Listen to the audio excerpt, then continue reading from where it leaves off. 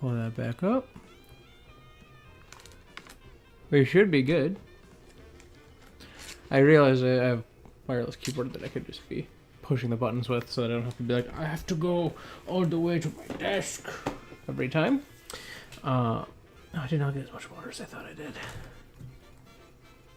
I will be back momentarily. I must get more.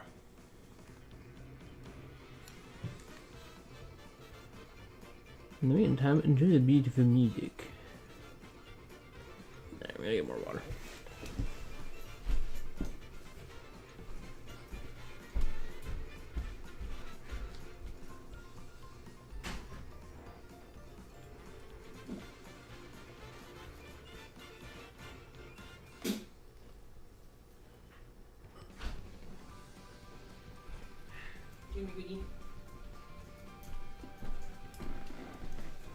Alright, I am returned. Okay, so this here. Alright, so that's up next to my chat monitor. Oh. Alright. Grab my controller. Put it over there. Putting everything in places. Places that I am not. Alright. This is my first time going online in this game. So I'm just going to preface with that. And I just recently learned some life-changing things about how this game's online system works. So just keep in mind that that is the case.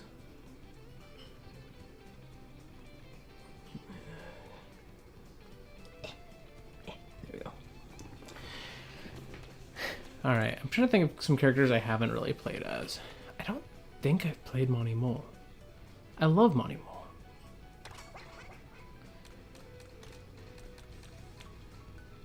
Like, he was my last selected character, but I haven't, like, raced as him.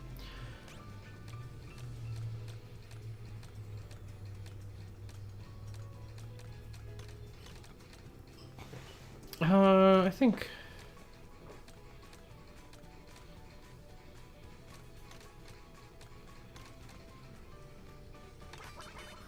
I like him in a pipe frame. But welcome to Mario Kart World. I have not really played... I've just done up to 100cc so far. And I haven't even finished everything there. So, there's still some things I have to figure out there.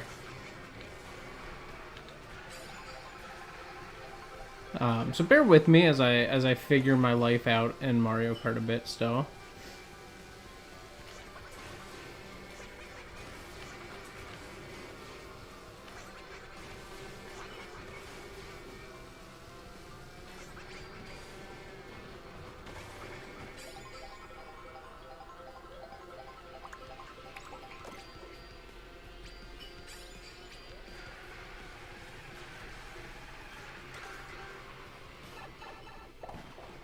Whee!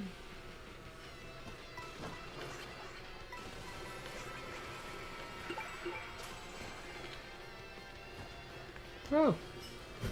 No! I missed it.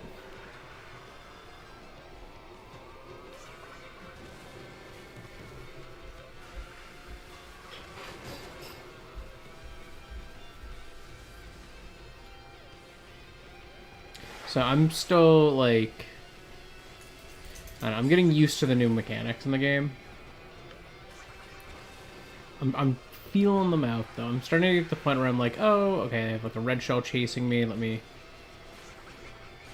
go dodge that.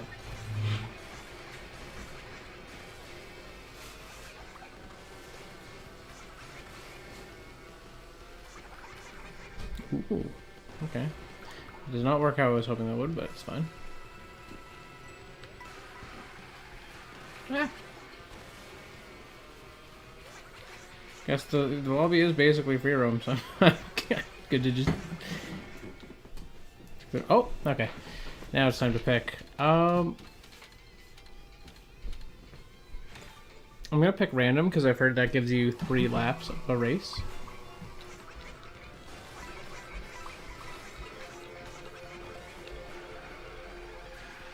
Oh man, I just realized, yeah, there are 24 people in the lobby. Yeah. That would be how lobbies work in a game with 24 racers. Also, from what I understand, spamming tricks does not give you a bigger boost. So I'm not going to be spamming them too much. I just do them when they're fun. Doing a trick does, but like repeatedly doing one while in the air is not going to really benefit you. All right.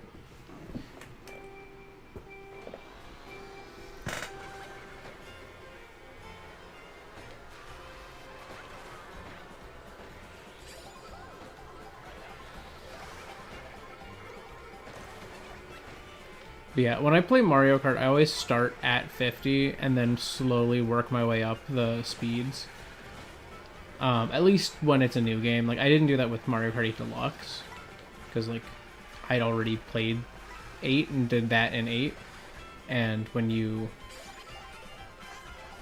would do, like, the 150cc, you would get a gold for all lower CCs plus... like the stars that you got. So like if I got 3 stars 150, well then I just had, you know, like 3 stars.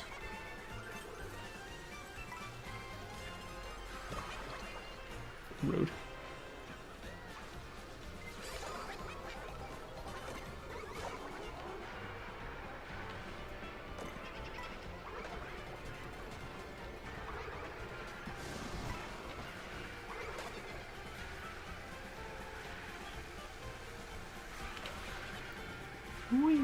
Oh, I was hoping I could dodge that.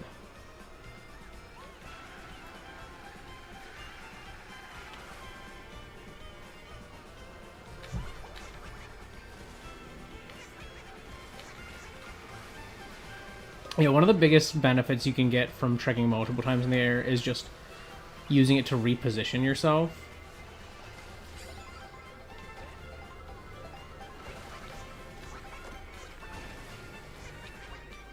Oh, what? Okay, that was lame.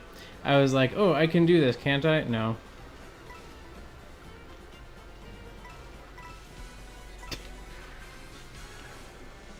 At least Lakitu is very fast in this game, but...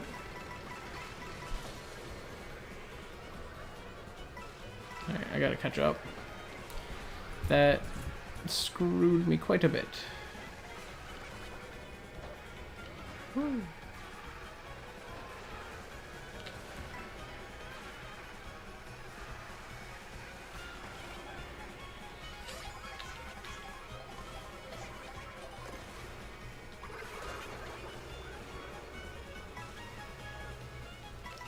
That getting picked up by Lakitu there really hurt me.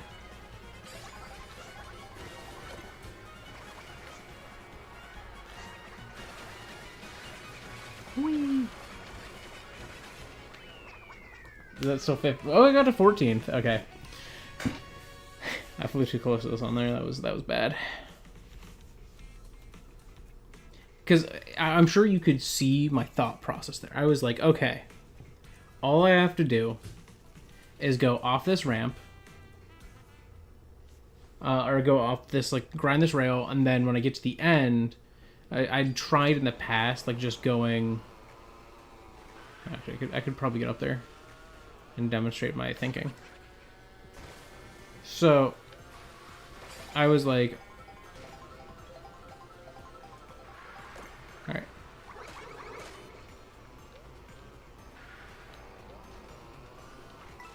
No. I can't. I'm trying to get a boost charged up, and the game just did not want me to go fast enough in a timely fashion to let me do it.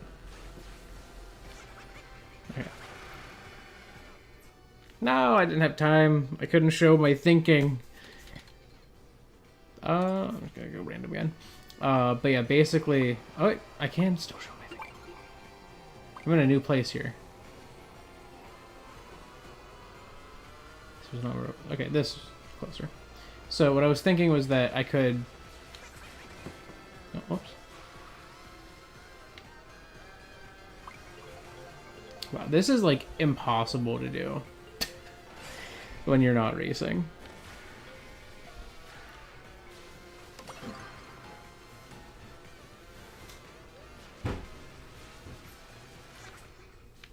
Okay, I couldn't get there. But yeah, I was going to ride that rail. And then in the past when I tried going off straight, like you land in the off-road. So I was like, okay, so if you can't go off straight, maybe you can go off to either side. No, you cannot.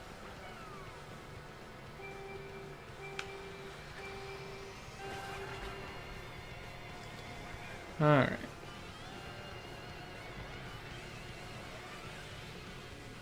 Oh. I get no items.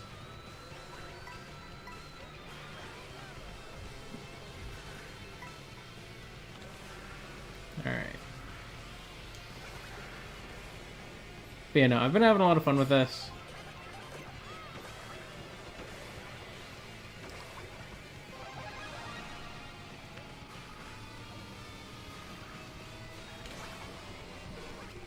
Oh, that was not the right way.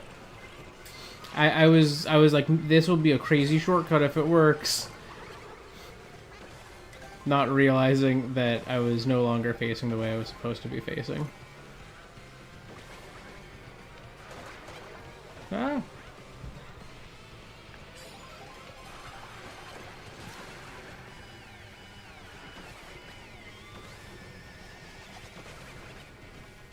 I didn't even get to railgun that. No.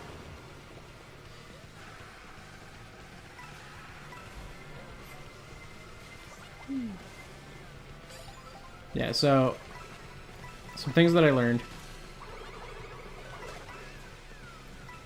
are that it is not faster to do the hops on straightaways. It's faster to just be driving. But what is faster is if you can grind a rail and then just spam tricks off of it. Oh, I got that in 6th.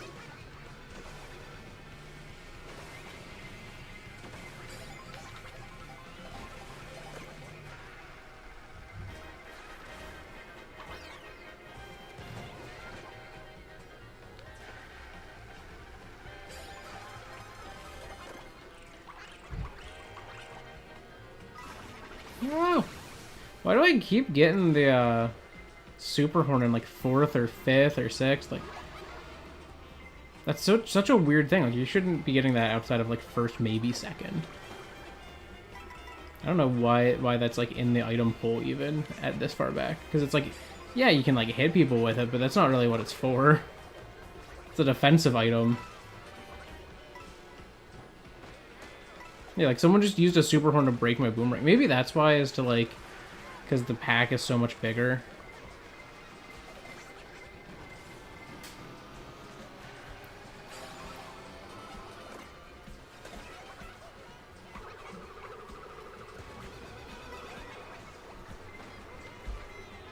Oh my god, I wish I could just get out of the pack for a second, please.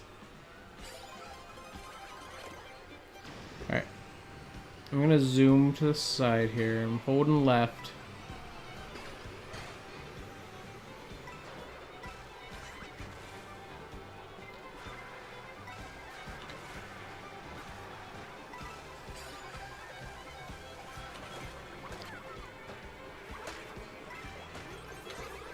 Oh.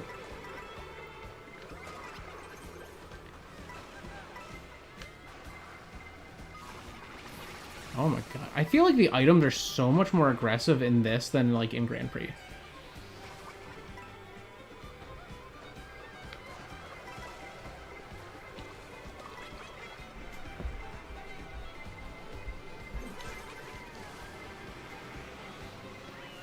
Wow, that was crazy. I got passed by like 3 people last second.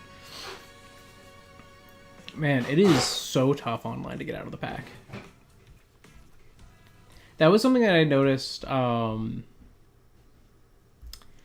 in when we did Knockout Tour at the event. It's just like, it is so hard to pass people up. I feel like in this game, especially like on those like straightaway stretches, because when you're on those like straightaways,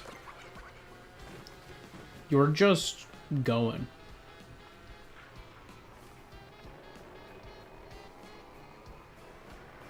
2 points. And there's not a lot of shortcuts on those straightaways. So even when you get mushrooms, you get like less of a benefit from them. Like kind of oddly enough, I suppose. All right. I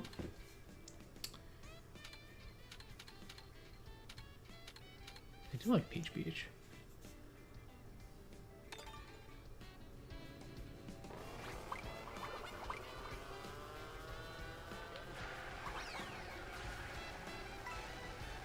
What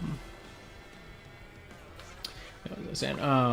Yeah, like on the straightaway section, it's not like entirely straight, but it's like, it's really tough to get an opportunity to use. Oh, nice. To use like a mushroom or something to like its fullest effect. Like you can still do that elsewhere easily enough. But I feel like definitely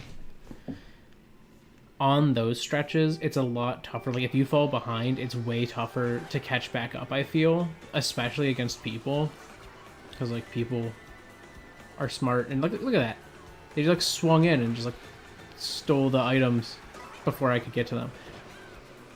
I feel like this game definitely, item economy is really strict.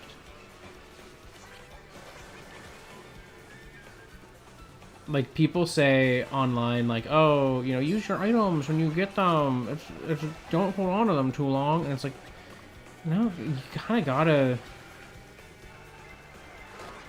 gotta hold on to them a lot, especially when you're in first. That was the other thing. Like even when you're in first, and I'm like, use them when you're about to hit a double item box, or if you have a coin as your second item, use the one that's not your coin.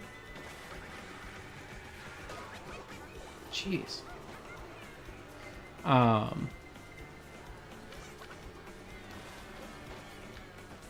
Rude.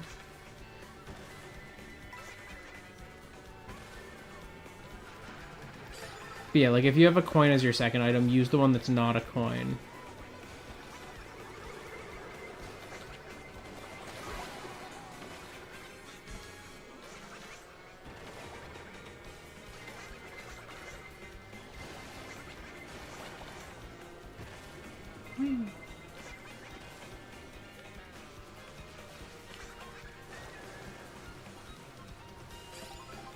Alright, I gotta lock in.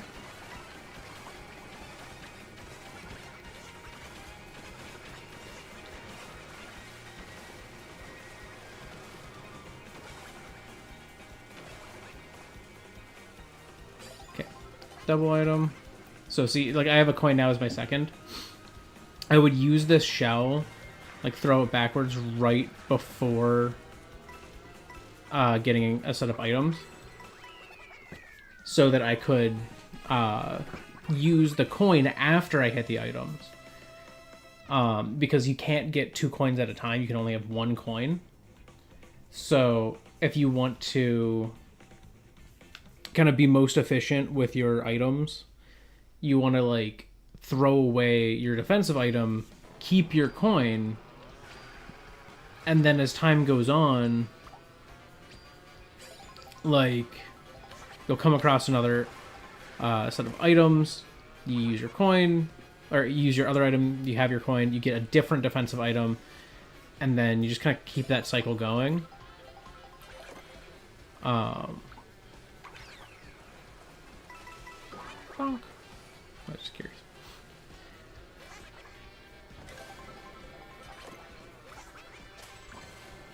I was sad they don't have the warp pipe that used to be over here. I thought that would be a fun little secret, but they just have like a way down into the water. From here, I don't know that I've ever gone from here to Wario Shipyard, unless it's in one of the things. I'll go random.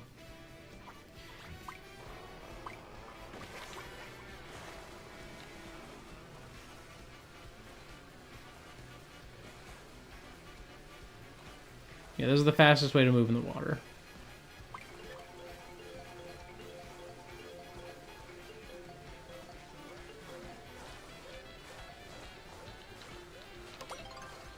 Wow. Oh no, it's 150. Uh-oh. Uh-oh. I have not done 150 in this game yet.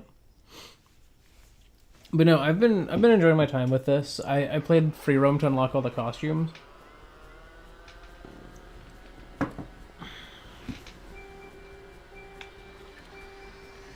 And then I did like some of the challenges. I've got some of the like medallions.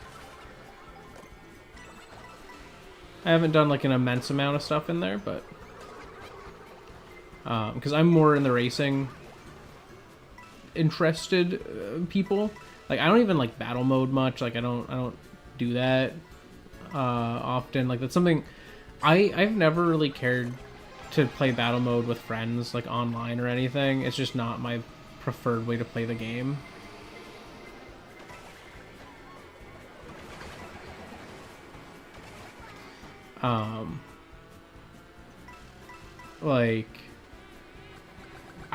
I have to have like something that makes me want to do it. Like like you can, there's ways I can make it fun. Oh, goodbye, bye, Bob. I was literally gonna throw that ahead soon. I guess I can't now. Oh, I was trying to dodge that. I was trying to veer out. I don't like being in the pack. Get me out of here.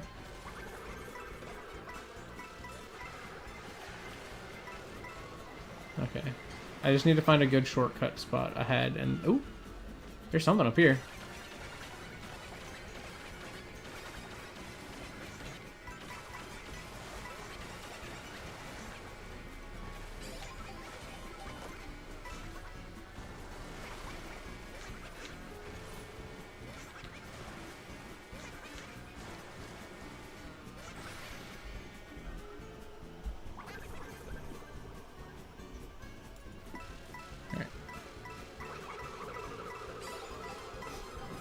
Throw those ahead.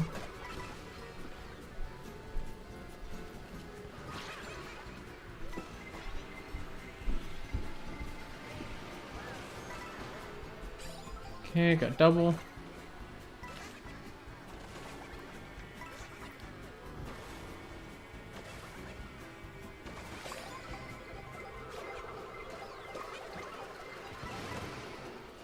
It's interesting the boomerang no longer functions like it did in 8, where it leaves your item slot when you throw it.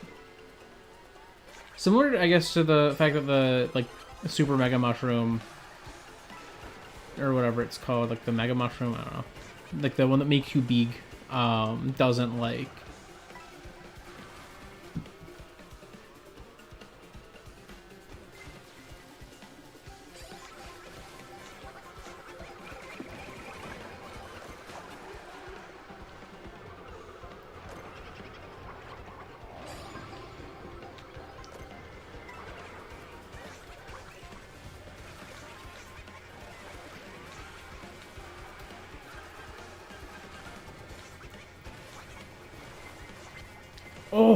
Oh, the low trick might have saved me. Oh, it didn't. Oh, it was so close.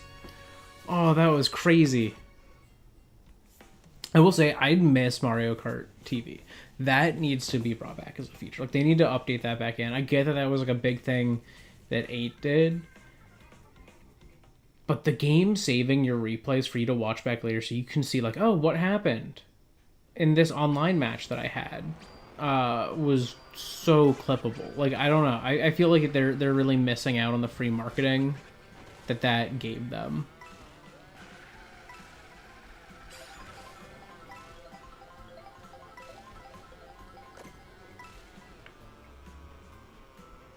Ooh. One of the peach medallions is up here. Ooh, how do I get to it, though?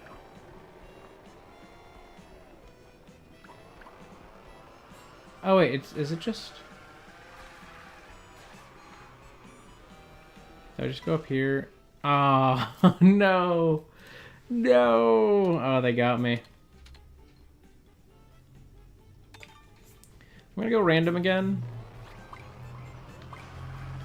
Yeah, now I'm like in a different spot. Like, I can get back there, I think, if I go... So I don't really like how weird the tail here looks. At least on the land ones. This one's not as weird to me. I don't know why. But the land, like, dinosaurs that look silly like that, I'm like, you look weird.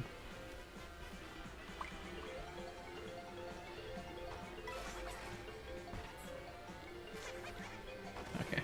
I was not as close to it as I thought I was. Oh, those make you jump. I'm learning things. Oh, is this where I was? This is where I was. It was up there. It's just not where I was going in.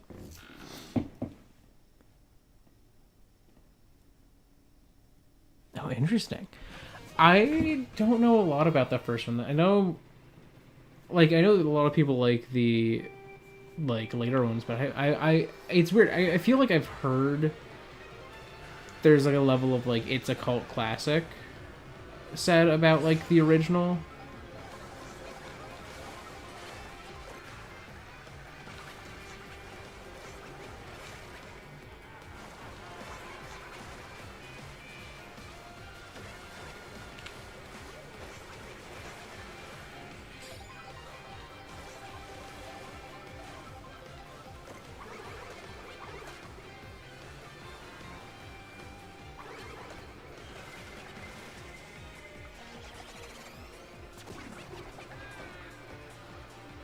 I was kind of hoping to mess someone up with that, but...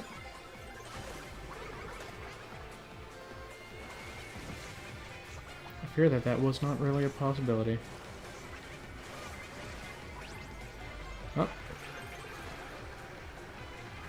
Crab moment. Oh! Oh, I thought I was dead. I thought I was dead. I managed to catch that rail just barely.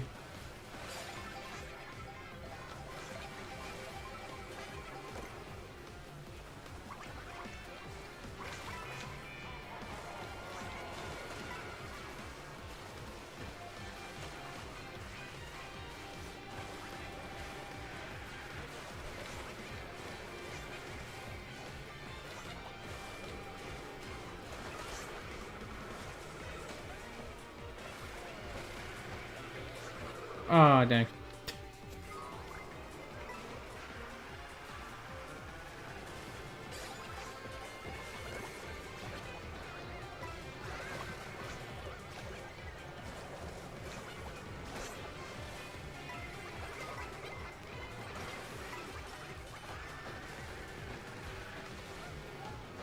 Woo. Oh, no. Oh, that was bad. I don't know why I keep going off that ramp at, like, bad angles. I don't know if it's just people keep bonking into me.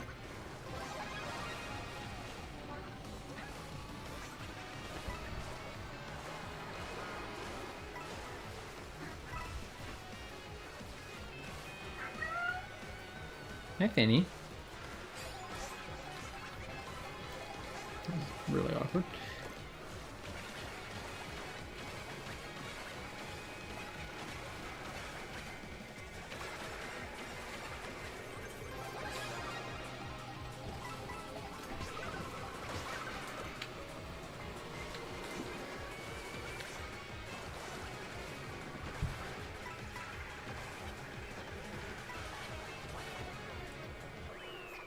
Two Rosalinas in front of me. Alright, I got a fifth. Oh, that's not too bad.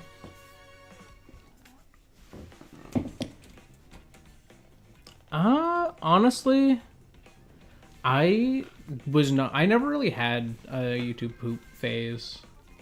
be honest. I've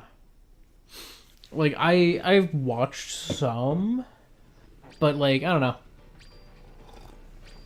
Not a lot of them really appeal to me.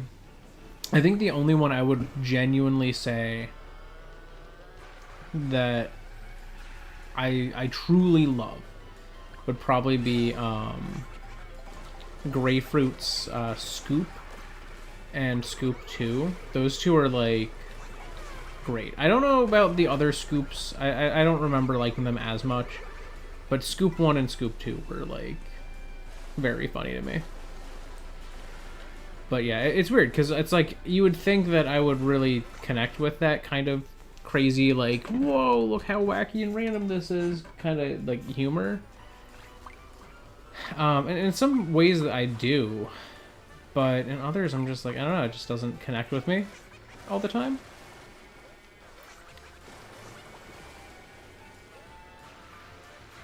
And so like, I don't know, like I've seen a lot of like JoJo inspired YouTube poops because I knew someone who was really big into them in college.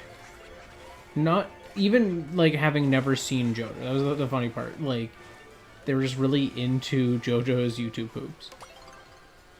And not having seen JoJo. Oh, we got Rainbow Road. That's crazy. All right, gotta lock in. But like, yeah, like a lot of those never really connected with me. Even after I watched JoJo's, I was just like, I don't find this that funny. I feel like there's an art, there's a balance you have to strike, and I feel like a lot of YouTube poops don't strike it for me. Because like obviously you're not gonna like tell like some coherent story or anything. You know, it's a YouTube poop, but like I don't know, the jokes have to like work, I guess. Whoa.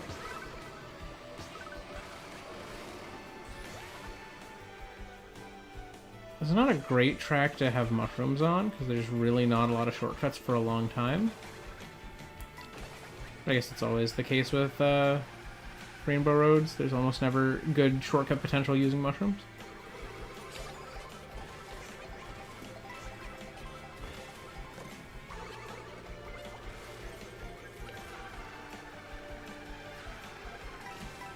Okay, I need these actually.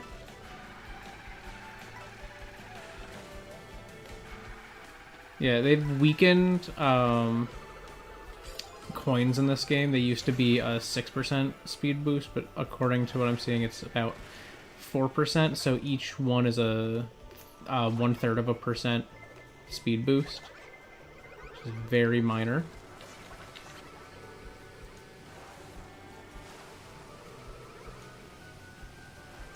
Whee.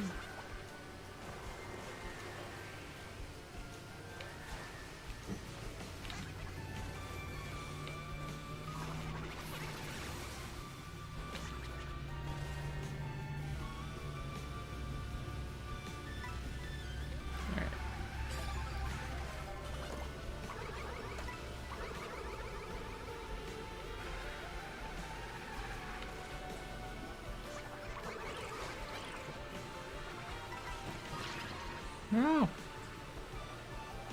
It's fine.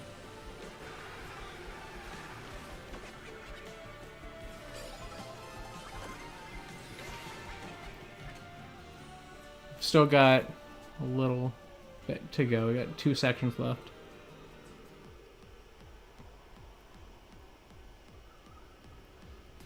Yeah, I'll read up on chat here after I finish this. Oh. That was a lot that just happened, and I was not nearly as negatively impacted as I was expecting to be.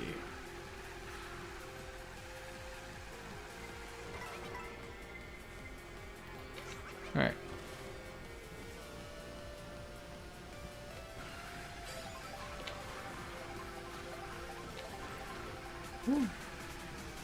Somehow I'm in first now? Well, there goes my insurance policy. Oh, that's not what I wanted to do with that.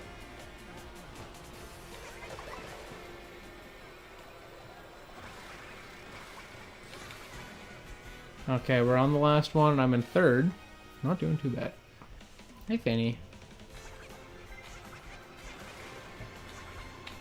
Oh, I missed a bunch. I don't know how I missed those.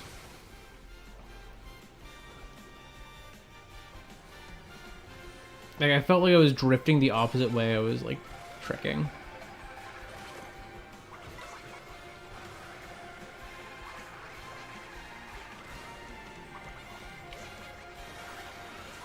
Oh. Oh, that messes up your drift. I hate that.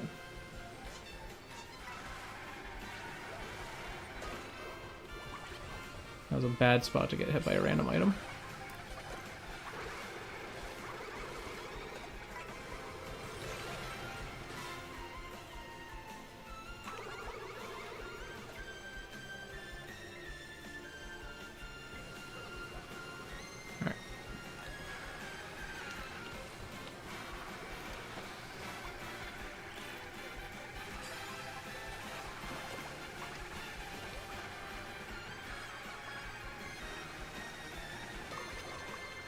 No! No! I got hit by the... Oh, and it took my item too. That sucked. That was awful. I got hit by a thing that ended my drift, and so I just gently fell off the edge instead of being able to complete my drift and make that turn and then take the shortcut. That was awful. That was the worst luck. Alright.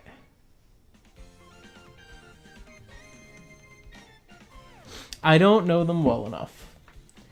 Like, I've listened to a few intentionally, like when I was like trying to find music to have like on the channel and whatnot. Like as like outros or whatever when I was like first starting up, but I haven't really like listened to much of his work beyond that. Wario's still a little thick.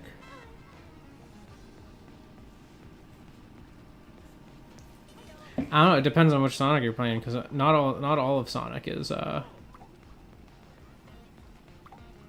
all of Sonic is fast. I have not played Wario yet. Let's pull out Mr.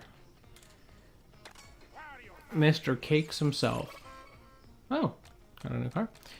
I need something that really accentuates. Ooh, this makes him stand a little awkward.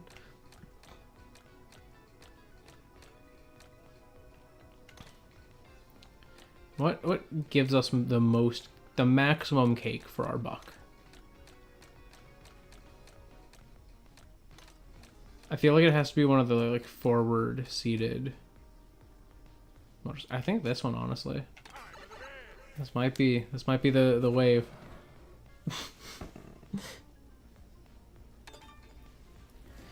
Yeah, it depends on which. I did not pick a track, so I just picked Crown City for me. Thank you. Thank you, game. I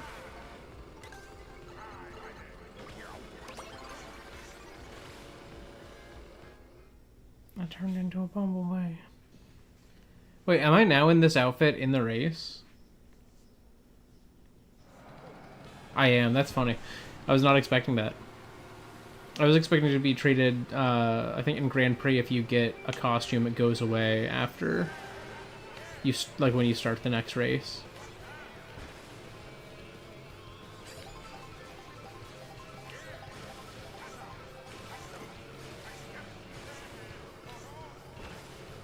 Yeah, I don't know if that's faster than using the path there.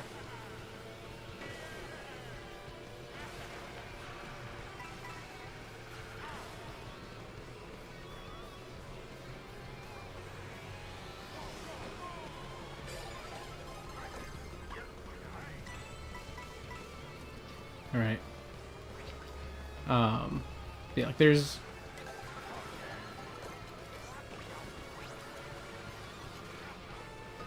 Oh no.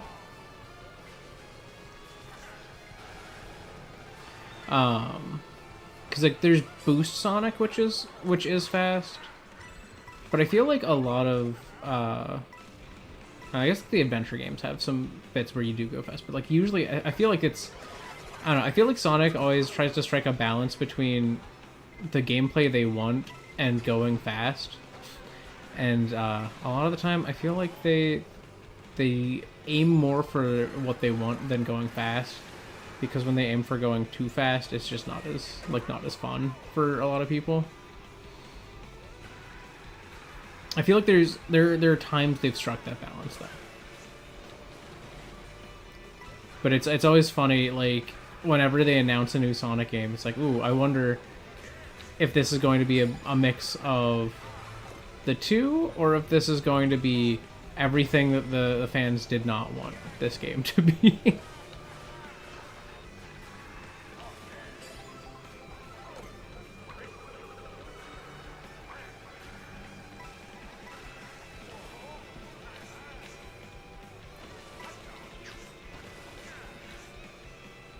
I feel like in some ways that makes Sonic, like, Sonic is a less safe franchise.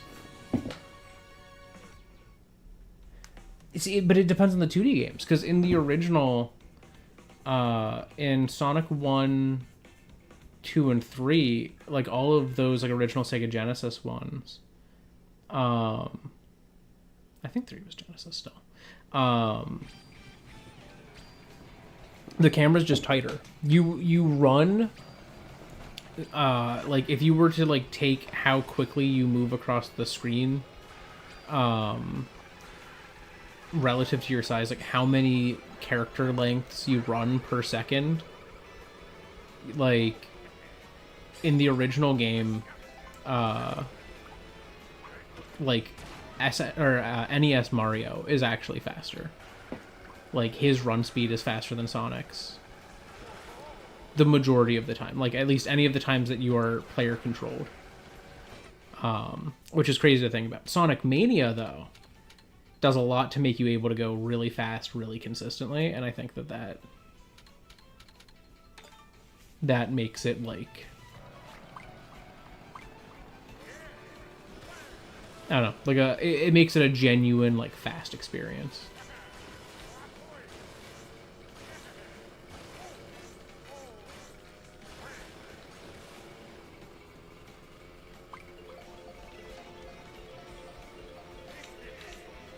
I feel like it's all the games that have like the spin dash or whatever it is, like where you can be stopped on the ground and like charge up a dash that way and just build up all of your speed from that. Those are the truly fast Sonic games for sure. I would say, yeah, I would say Sonic feels fast, but the reason is just that they zoom the camera in. Like the camera, you see less Sonics per screen. Like you could fit less Sonics per screen in screen width when using like when viewing original Mario versus like original Sonic. Like Sonic has like a really tight screen, which, like, to be fair, it does make it feel really fast, but you know, you can do that with just about any game. If you just zoom in more, you'll feel fast. Except for, oddly enough, Mario Kart 64 feels fastest when you're zoomed out. I don't know how to explain it. I don't know why. It is how I prefer to play because it feels faster.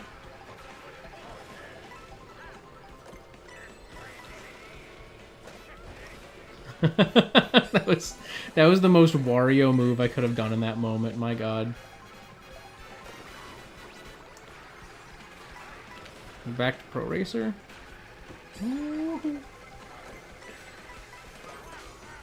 Ah, I got hit by the gold shell.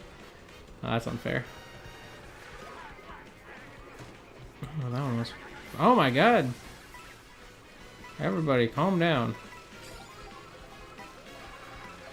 Everybody calm down.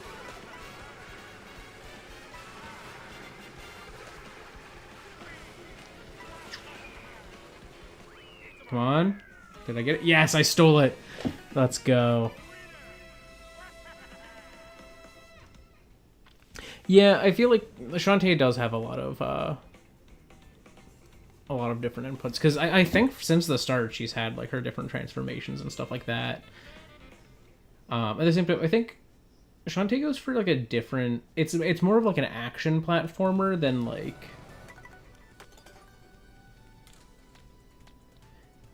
an actual platformer, if that makes any sense at all. Like what I'm kind of getting at with it is like, thinking though.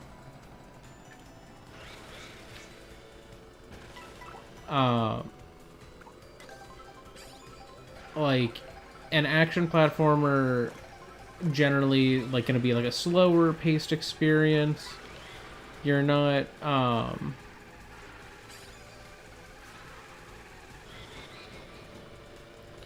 I just jump that up? I could probably just jump that. I wanna go to Bowser's Castle.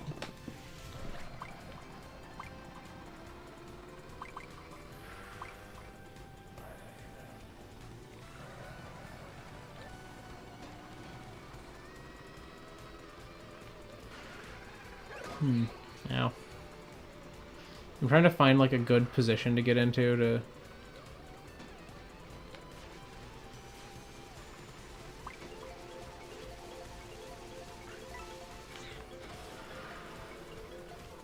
Okay. Come on, let me get the coins. Yes. That was fun. All right. Yeah, like she has a lot of combat functions, whereas I feel like Sonic games, especially the older ones, generally have like a very simple moveset. It's kind of like Mario in that sense, where it's like there's not a lot you're doing, and it's more about your precision and your skill at the game and the platforming. Whereas like an action platformer is just, in my, I don't know, it's more like it's an action game that happens to be a platformer, whereas like something like Mario or Sonic is a platformer that occasionally has like action elements. Whereas like Shantae is really more in that like action platformer genre.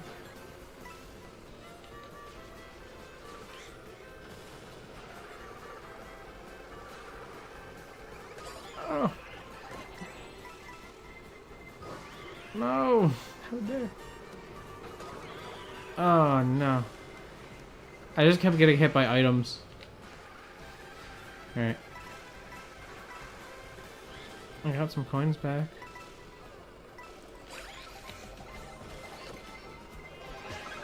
Get run over. You were too happy, Waluigi. Oh.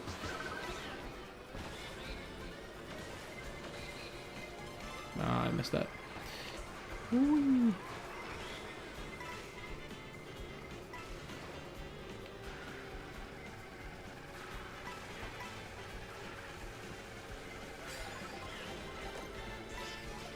I gotta do some knockout tour as well at some point today.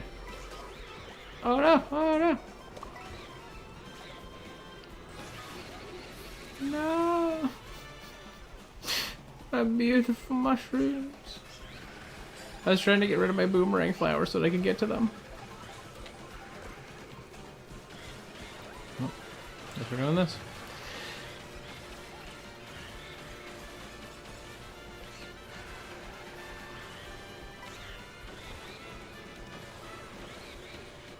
You're not stealing my second. Alright, I can read again.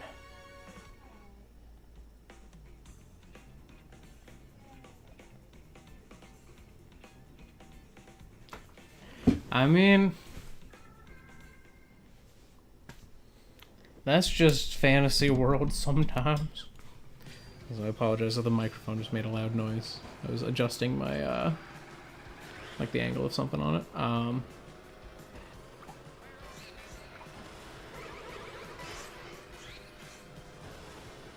I want to change characters. I have not done Bowser in this yet. I gotta change his vehicle though. I want Bowser, but I want him on like, this is the closest to a Mr. Scooty we got. Oh, they do still tuck his tail away. That's funny. I mean, I figured they had to.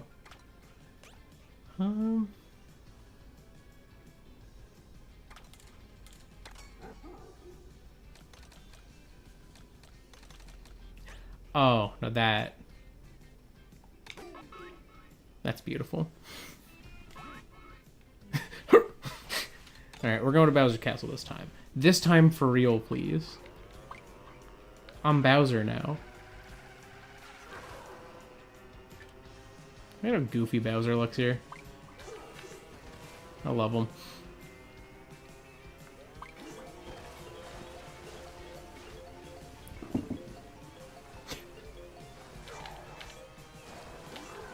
Oh, his tail still comes out. It just only comes out during his tricks. I feel like Fantasy Worlds, it is, to be honest, such an easy strat. It is such an easy strat to come up with a cool fantasy world where you're just like, okay, so you got a person, but they're only half a person.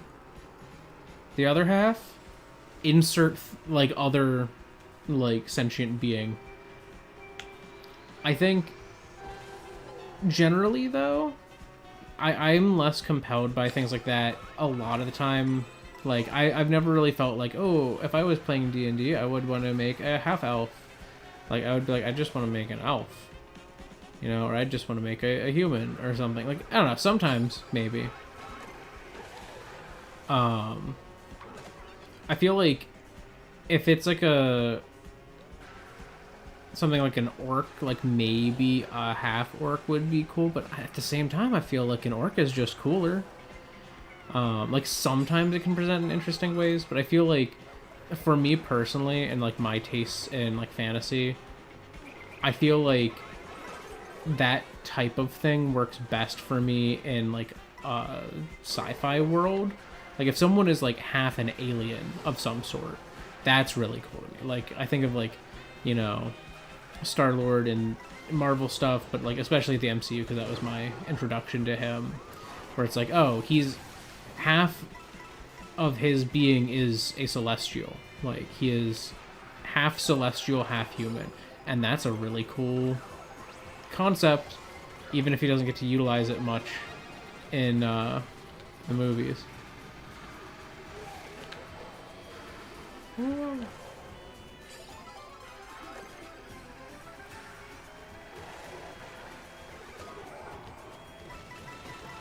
Also, we still didn't get to go to Bowser's Castle.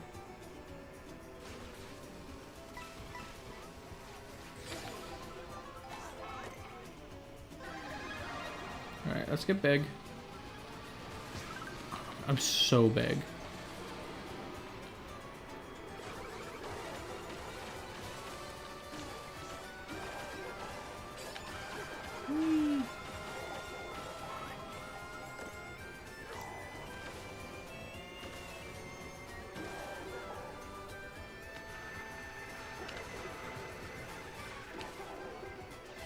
Alright. I got it. I got at least second. You know, I was trying to get it higher.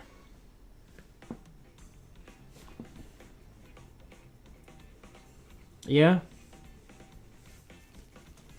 It really is. Like, it's such a common trope, and I feel like it can be so easy to not do it in a compelling way, and at the same time, pretty easy to do it in a more compelling way. What else haven't I done? I haven't done DK in this. I can dab on people. Oh, it looks like a banana! Oh, that's perfect. Yeah.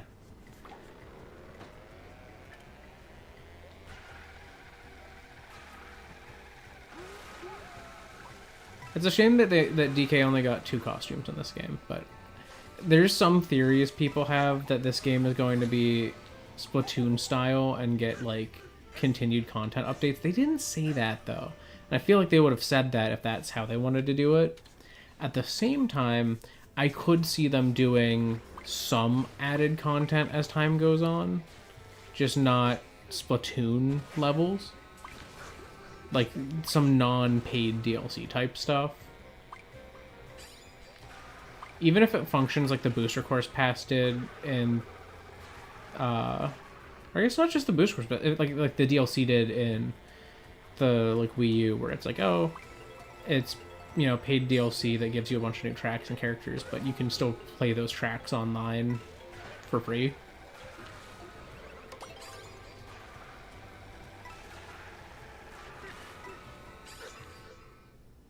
Ooh.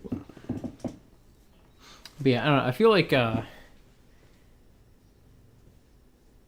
sci-fi can take the like half beings and more interesting directions a lot of the time for me than fantasy, because like I feel like fantasy is a lot more grounded with their races, like the different species in like think of like D&D or like Lord of the Rings and stuff. You like your orcs, your elves, your dwarves, your halflings / hobbits, and your humans.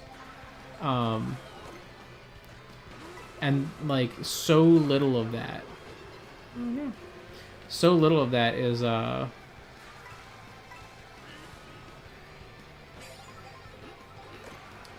room for. Like they're all just very human looking, except for maybe like orcs and goblins and things like that. So like you go like, oh, what's a half dwarf like? It's like they're kind of like a stocky human. What's a halfling like? A thirdling? Or sorry, a 3/4ling? Well, they're like a halfling, but a little taller.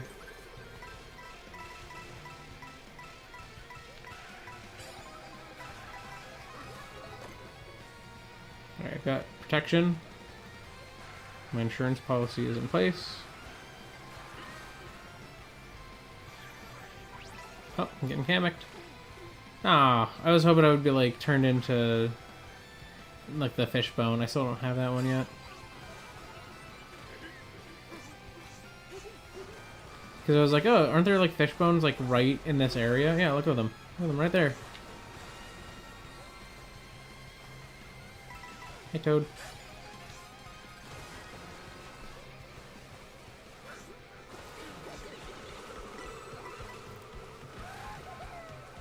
I'm not sure which track we're going to. We're going to Toad's factory?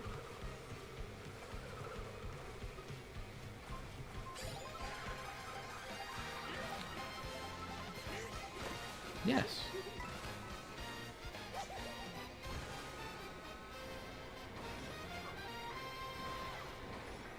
I don't know why I hadn't realized Toad's factory is kind of just a rectangle with a one crazy set of turns in like one corner.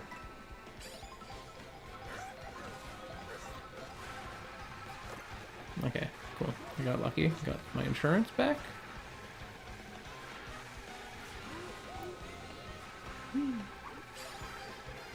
Got a double.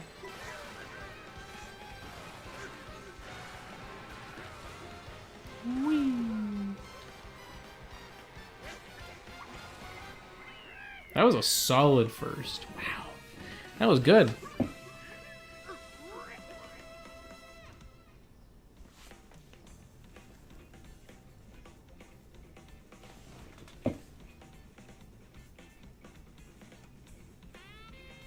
I mean, I think part of it is just brains are complex. And I think part of it is also like it's not one of the things, because some people like to go like, oh well, biologically speaking, it only makes sense to be straight, or or to be the same gender you are. And it's like, yeah, maybe from like a reproductive standpoint, like yeah, you would want someone to be in a relationship where they are able to produce offspring. But at the same time, there's nothing that makes that disadvantageous. Like...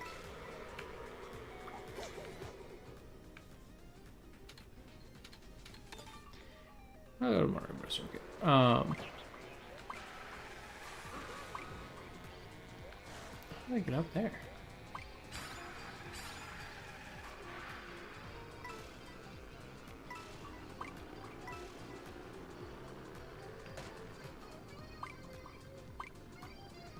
Is there like a way I can like fly?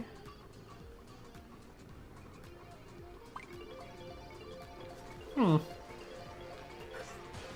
don't know.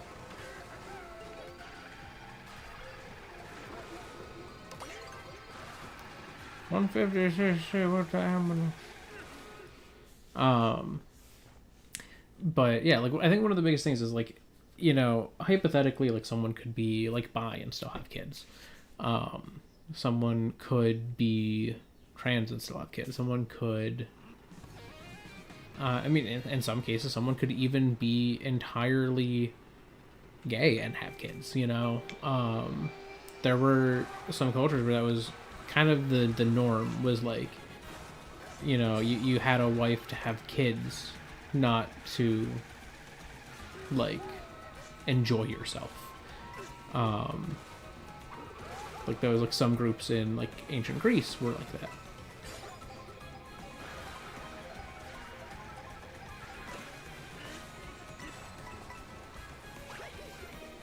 Oh, I almost had that.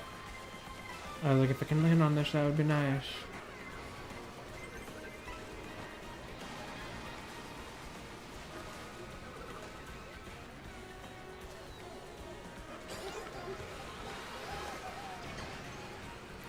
Alright, we're going bullet bill mode. Whee.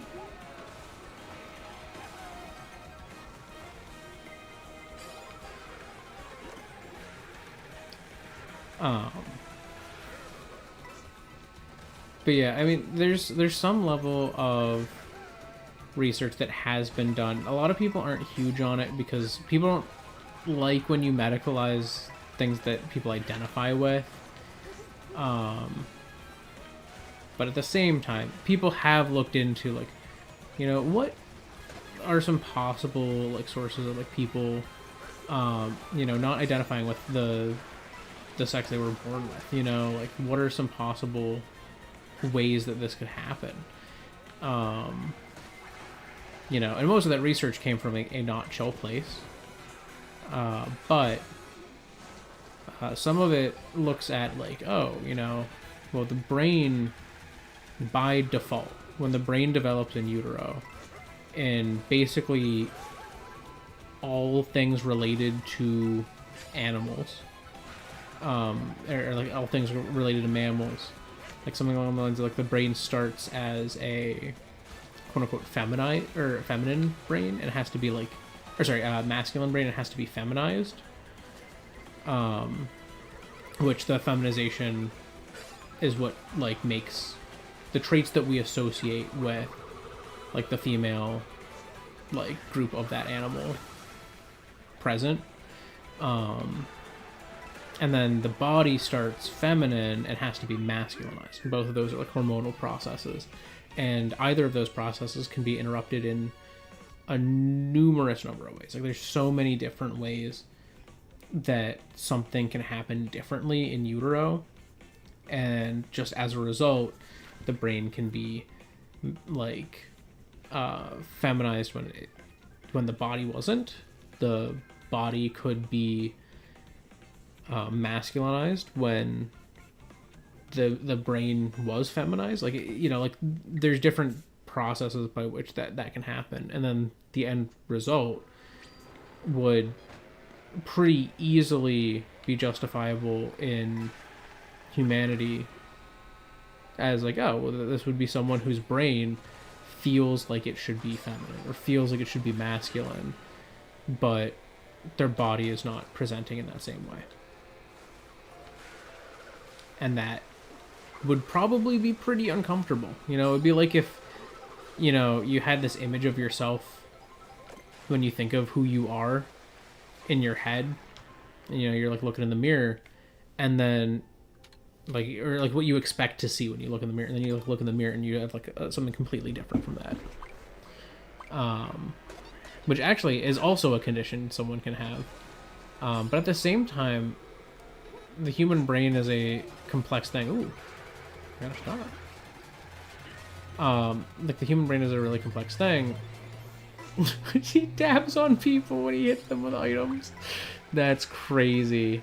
That's crazy, DK. Chill, bro.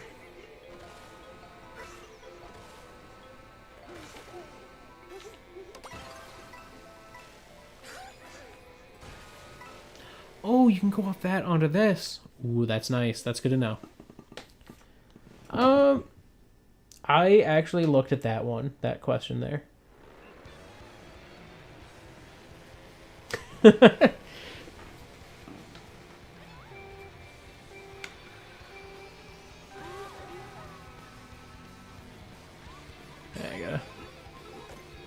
I will say, like, I actually looked at the idea of Pokemon and Sapience in a philosophy class in college, just on a whim. I found it very fun. Not everyone in my friend group who likes Pokemon was a huge fan of the idea, because it made them feel weird about, how they treated their Pokemon in games.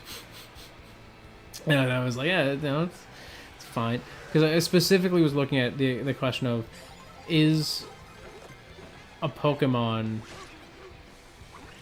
enslaved? Like when you catch it? Or is that, like, not the case?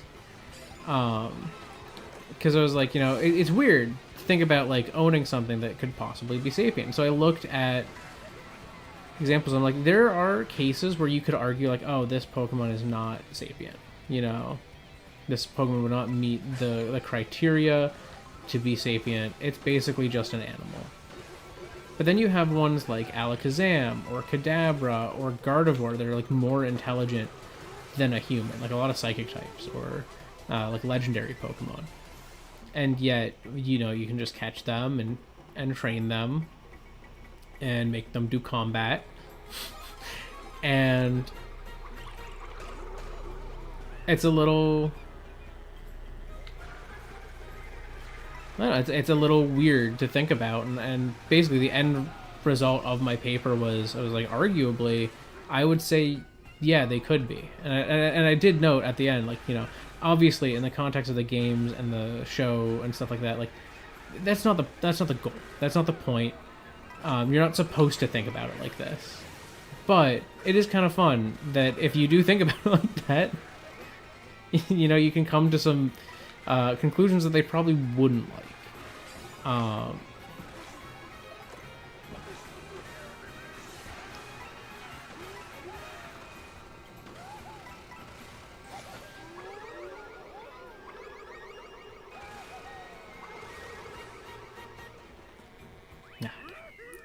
Couldn't beat them. All right.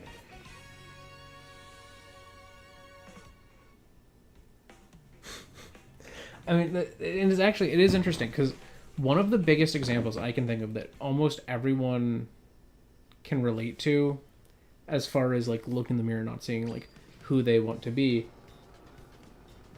because obviously gender dysphoria is a specific case, but there's also similar things that people get from, like, body dysmorphia, where it's like they look in the mirror and they feel like they see someone who doesn't look like how they actually look, like whether that's that they're really skinny or really fat, like they don't see, like, a realistic view of themselves when they look in the mirror. And that's the thing, is, like, that happens to everyone, which is a crazy fact. Almost everyone will see themselves, if they look in the mirror, as more attractive. Like, they would rate themselves as more attractive than most people would if asked.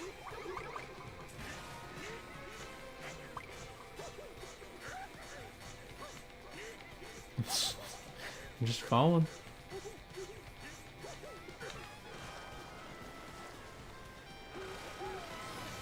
Back up. I thought that was so cool when I first got to that in the Grand Prix. Like, that big, like, cannon into the sky. I mean, I still think it's awesome.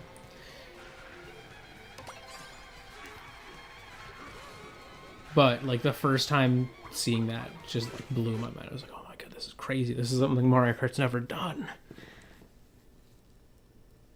Yeah, and exactly. And, like, and that's the goal. Is, like, everyone should have good self-esteem. That is the hope. That is the goal to strive for, is to have at least decent self-esteem without becoming, like, the, like, crazy narcissistic. There's going to be times at any point in someone's life, or in different sections of life, like different areas, like maybe like work or school or something, where someone's going to have more confidence, and maybe they would get more of an ego there, but then in other aspects they wouldn't have an ego. I think that's one thing that like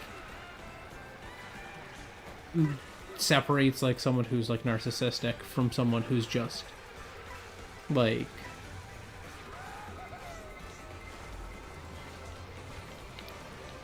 has a bit of an ego or something, or like,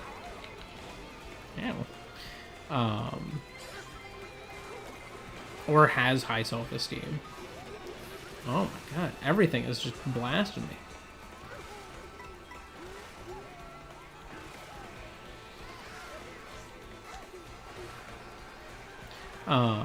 Is that like someone who's narcissistic would in most cases have like that really high level of confidence. I turned y'all into piantas.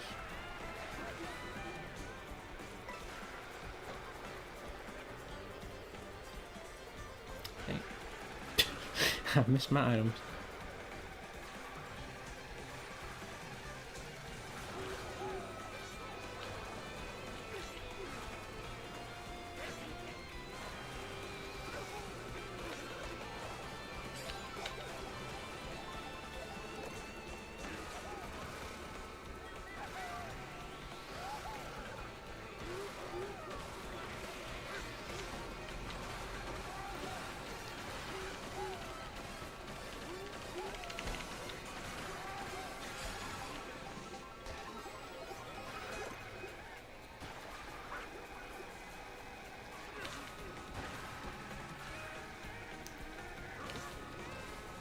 I'm locked in. I'm locked in on this one. I apologize.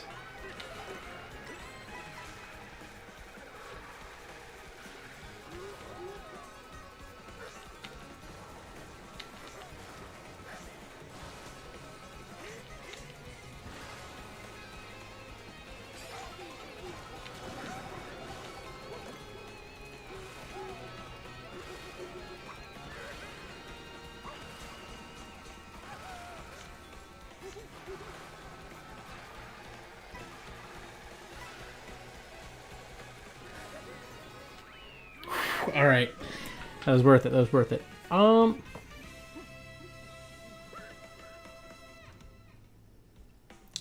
mean, I wouldn't say it's a disease. Is the thing. Like, I don't think it can be treated. Like, I don't think. I mean, I like you could therapize someone and help work them out of those views.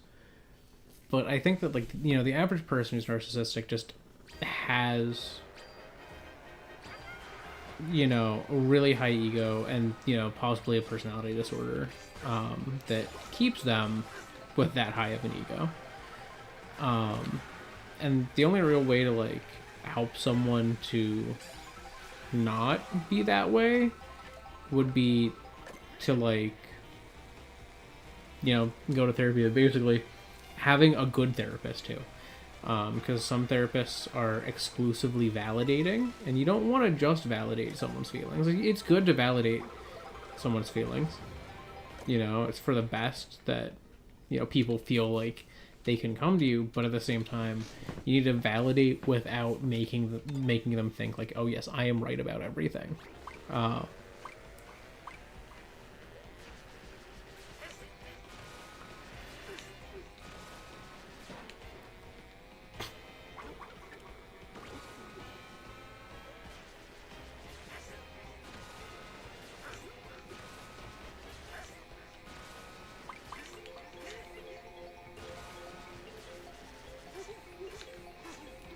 Oh, a bunch of bullies. Hi, ice bullies.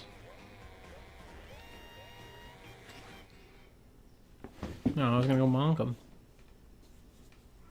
Is that a thing? Is that this month? What?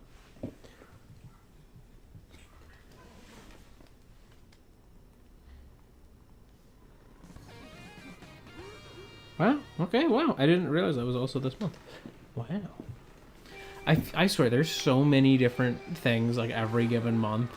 Like, I feel like I feel like you could find a thing to like not celebrate necessarily, but to recognize any month. And I think that's fine. I just think it's kind of like funny to think about where it's like, oh yes, this month that has like 5 different things going on that are sometimes related, sometimes not related, sometimes antithetical. And like it's so bad that people don't even realize how many there are. Like, as an example that comes to mind, in the U.S. right now, there's a lot of conservatives who are like trying to say like, oh, there shouldn't be, Gay Pride Month. It should be Veterans Pride Month. But we already have in the U.S. a National Veterans Month. It is the month of November. So they're like, we should have this month that already exists, just so that we can replace this month that I don't like, that will exist whether or not I like it.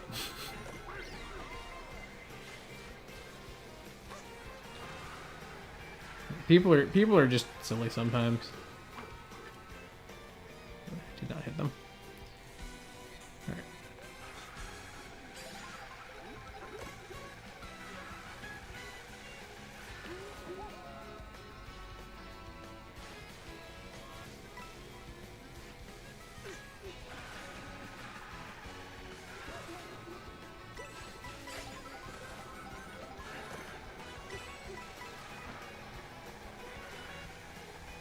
Also, fun fact, in this game, you can aim items. I'm not going to do that because it's complex. I'm like trying to figure out. There's definitely a time you can do that, because one of the people at the Nintendo Treehouse tried to do it. It has to be a thing you can do. Well, that slowed me. That slowed me down to dig that. I was not expecting it to like land in the off-road. Not necessarily. I think there's a mix. I think I think the biggest thing is that there will be bad people in any group. If you were to look at, political affiliations, or you were to look at, really anything. You'll find people that I would say, like, yeah, that is a bad person.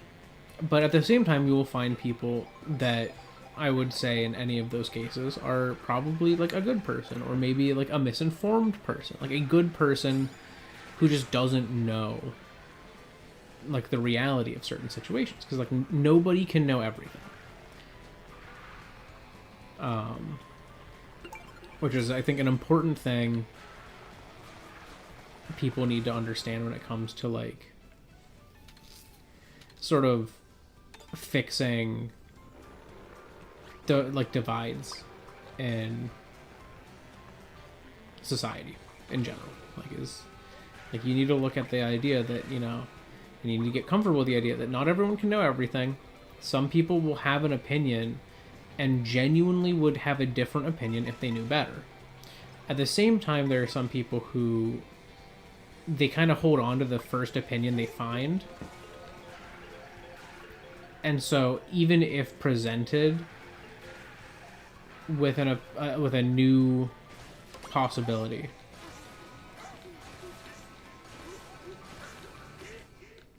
they would not be comfortable with it, and would double down on their opinion that's not good, that's not correct or something. And at the same time, I think some people are just told things in a way, like the way certain people will say something can kind of spawn that mindset. Like you can cause someone to have that like really, oh, what do you know? I've known this. My friend went through this situation or whatever, type of mindset that, a lot of people will develop over time.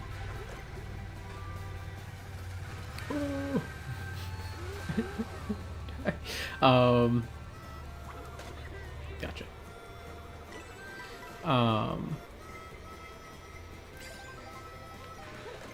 but yeah, like, you know, a lot of people will develop this like very, oh, I don't, you know, I don't like this, the way these people are talking to me about, you know, this thing, saying I'm stupid, or that I don't know things. I know things, and like they'll get really defensive. So it's like people have to be very careful with how they confront people's existing views. Because if you're not careful with it, you could make someone double or even like triple down on some view that they had that is just not good.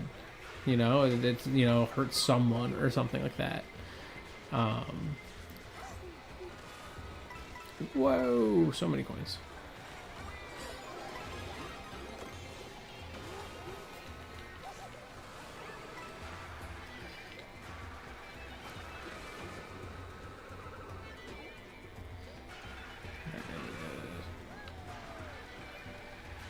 Walk in a bit here, and then I'll continue saying what I'm saying.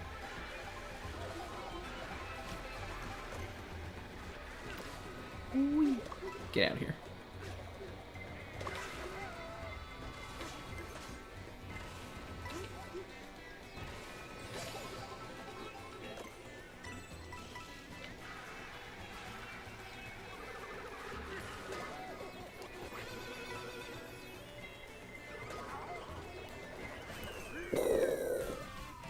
Okay, I only got knocked into fourth of that. I should have saved my thing a little bit. But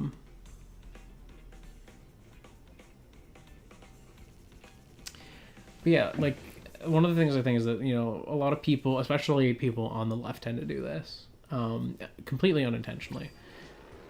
And that's sound very, like, I know more than you. You know, very, like, I'm the big brain one in this conversation type mindset. And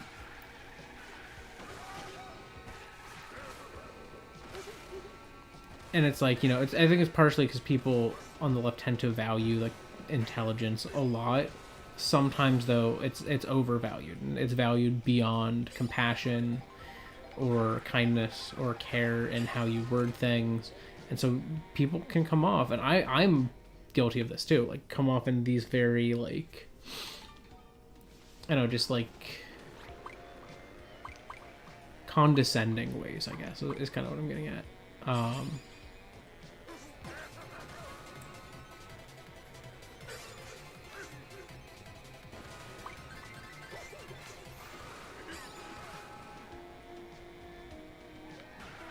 am I? Is this a track? Oh, this is a track. I think. Like, this feels like it would be a track, right? I just don't know where I am now.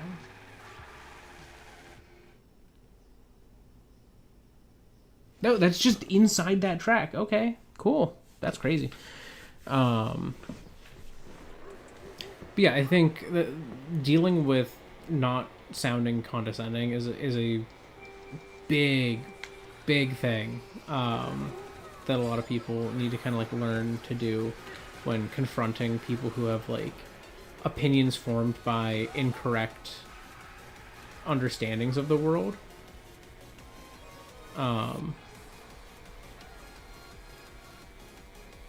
You know, like, and at the same time, it's like you shouldn't like sit there and be like, oh yes, it's perfectly fine to be like aggressively like homophobic or, you know, racist or something like that. But like a lot of people who are, they have their reason, and sometimes that reason is entirely incorrect. And you can't just tell someone you're wrong and expect them to be like, yeah, okay, that's fine, I understand, I was wrong. Like, you have to sort of work people to that point. And in some ways, there are ways that can be very radicalizing in those scenarios. Like, one thing that almost not. It doesn't always work, but honestly, is one of the most powerful radicalizing things to like combat racism and stuff. Is like if someone is racist and then they have a child who ends up having a child with someone of a race that the other like that their parent dislikes. You know, sometimes it leads to said parent disowning the child and grandchild, but in some cases, you know, if it works, it works. You know, it really convinces them because it, you know, it's like how can you look at like your grandchild with hate? You know, there are some people who can, but especially because, you know, race is one of those things that's like so early, like it's apparent so early on, like, you know,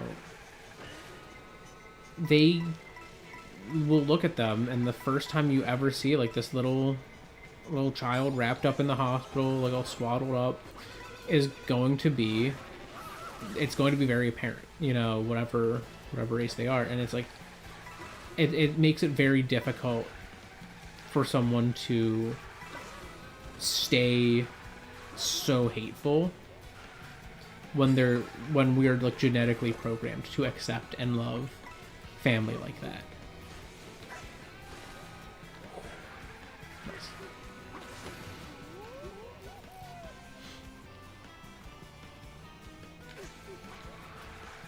And it's like some people can, but I feel like it tends to be harder when it's someone is, it's like an identity that becomes the problem for like whoever is not accepting, you know, whether it's like, oh, their grandchild turns out to like be gay or something like that, because like that's not something obvious when you're born. And it's like that can be harder to combat, but like oftentimes it's like, oh, they have to confront the fact that they are a grandchild to this, you know, child who shows characteristics of a person they don't like, you know, and it really does work very rapidly, I think. And that's the thing, is it's not just family, it can also happen with friends. Not that, you know, someone obviously having friends of like a specific race means that they aren't, you know, racist or something like that, but at the same time, just having those interpersonal relationships with someone from one of those groups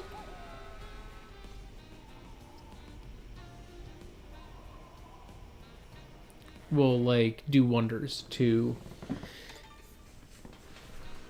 sort of de-radicalize someone. And it's, you know, it's not a perfect solution, but it does a lot.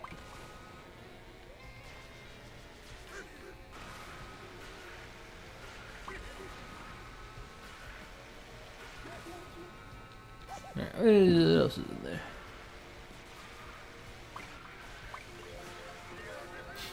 I mean, to be fair, that's where it came from. Well, that's the origin point. Well, at least one of. Hypothetically, it goes further back than Kai, but... Oh man, I'm at $69.99. That's awesome. If only I was at $69.69, that would be funnier. But here I am. Oh, menacing look from DK at first place there. I'm a little sad this game does not have Mii's yet, and I hope that they add them at some point. But I guess they maybe they never will. You know, they said, why have Mii's when we could have a million random NPC characters that are so awesome to have now.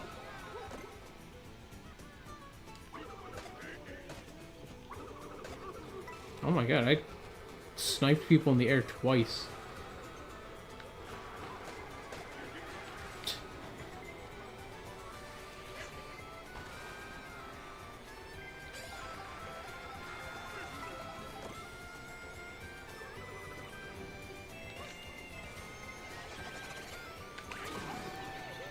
I'm gonna figure it out someday.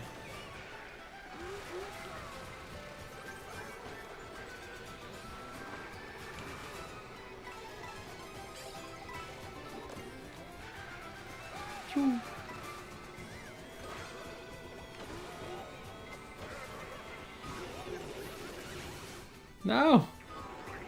That's so mean.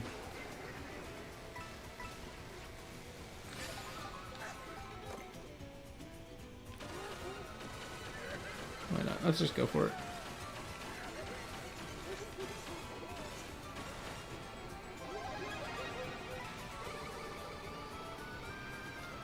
I'm so big. I'm so big on screen. It is so hard to see around yourself when you're like a heavyweight and you're in swole mode.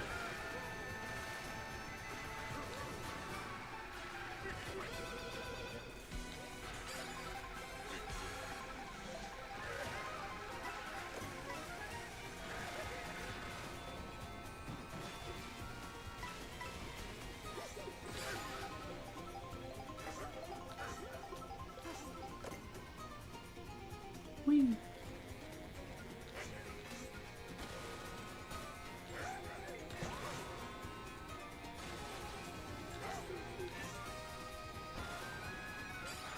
Nice.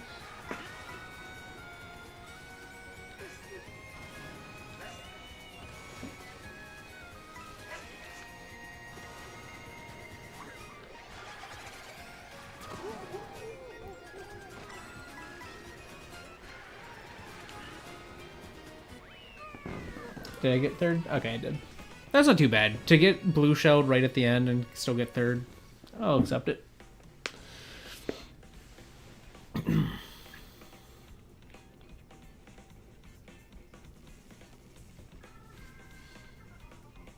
But I've gained so much matchmaking rank in this stream. They give you a ton.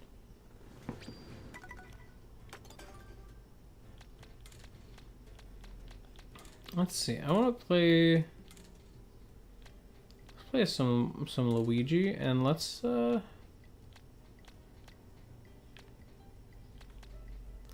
really like Mechanic Luigi.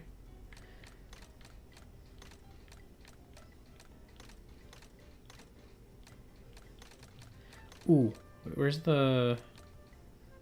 This feels right for Mechanic Luigi. Not really a vehicle that's my style, but.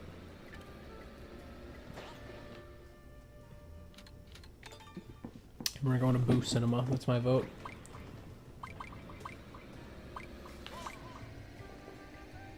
I was like, where does this take me?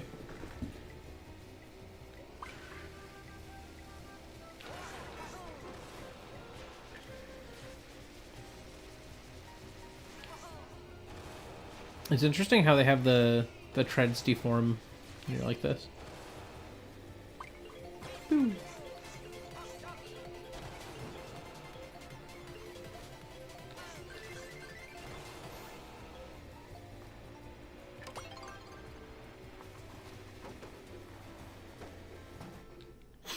Bonk, bonk. Well, I'm almost the highest rank in the room right now? That's crazy. That's crazy. I've been playing this for an hour and a half. I'm realizing I've not done any knockout tour. Oh, I was able to correct that.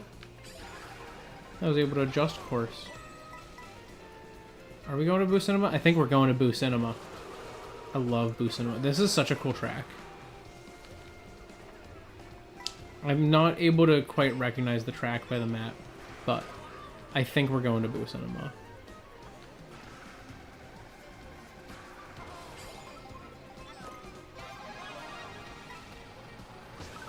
Like, Boo Cinema is genuinely one of my favorites.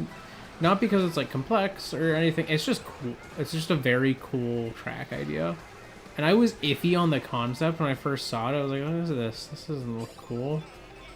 And then I raced it and I was like, oh, never mind. This is dope. This is like one of the coolest tracks in Mario Kart.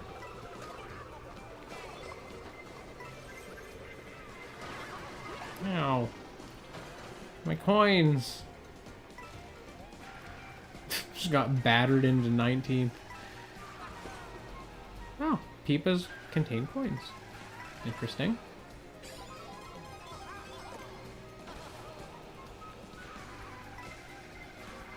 I love that you have to drive on a boardwalk to get to the Boo Cinema. You know, bringing back some nostalgia for those like old boardwalk tracks that used to always be a thing. Like every game had like the haunted boardwalk tracks. It was really haunted boardwalks up until Luigi's Mansion came out.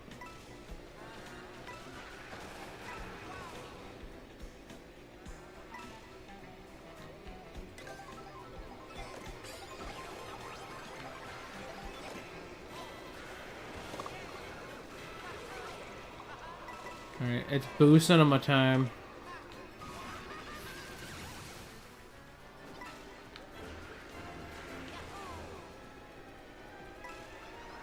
Look at this. You're like driving on film that has like Peach's shocked face.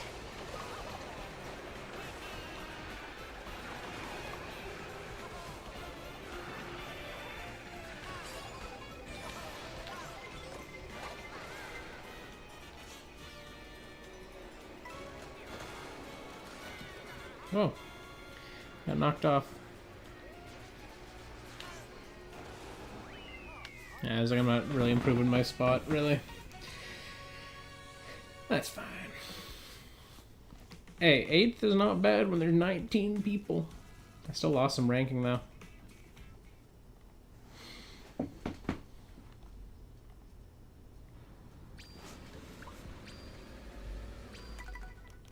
Alright, I think I'm going to back out of this, because I have not done Knockout Tour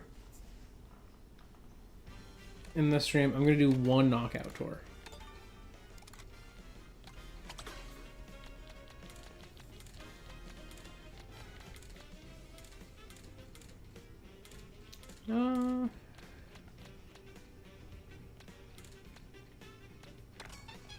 I'm going to go for like my main so far. Let's put him in that. Let's just double down.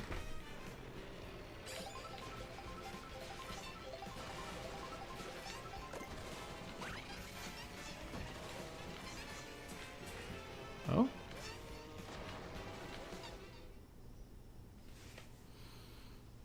Okay, so we're going...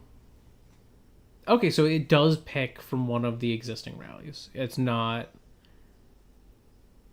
I guess that makes sense. Like, it's not like a random set of connected tracks. I think that would be cooler for online, but... like, this is fine, conceptually.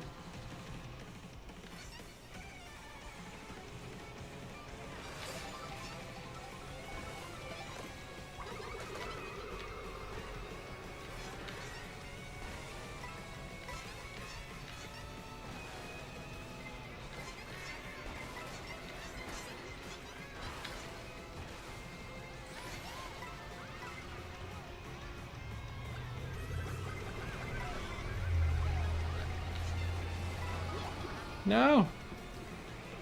It's bad. I need to actually get items. Okay.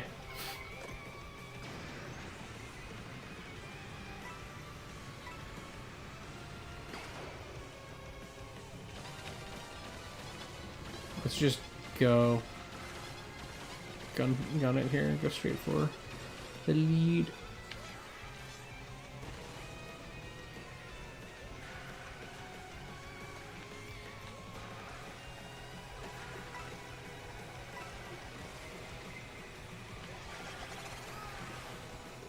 Nope, I'm just bailing out on that.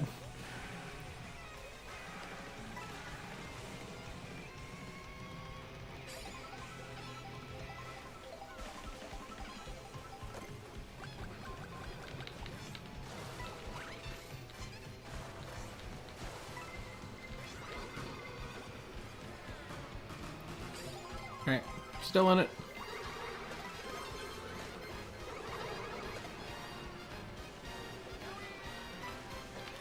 There were so many coins, but they were all in front of me and I could not get them.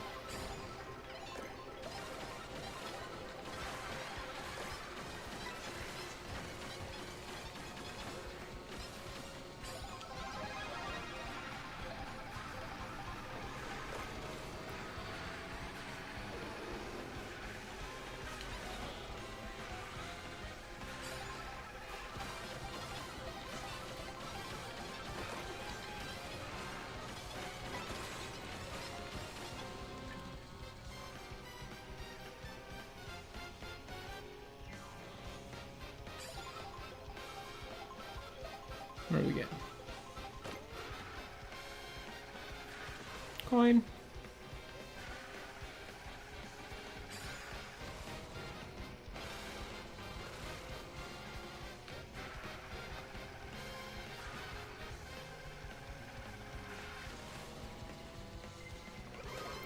Oh, I forgot to use my super horn. Well, I'm not in the lead, I don't really need it.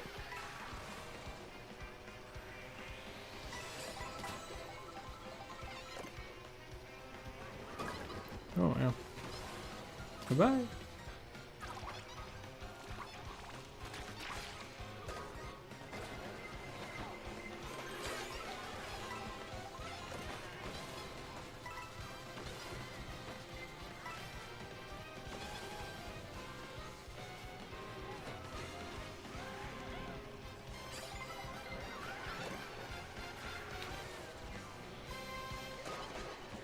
Oh, blue shell took out my red shell.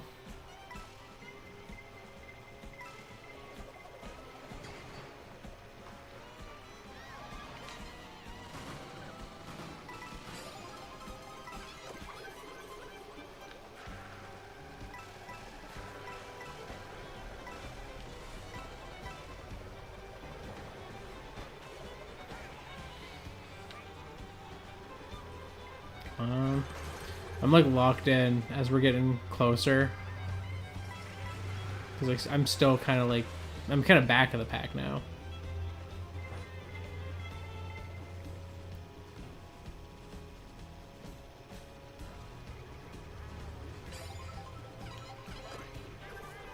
Okay.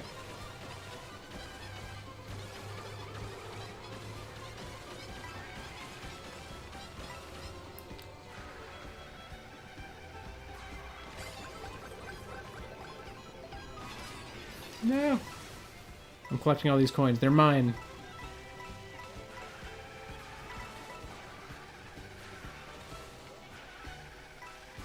No one's taken them.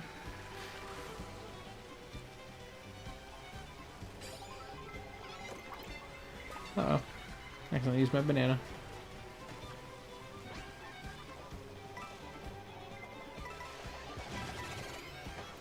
Oh, I was like, I'm in that. God, the pack is tight here in this one. Okay.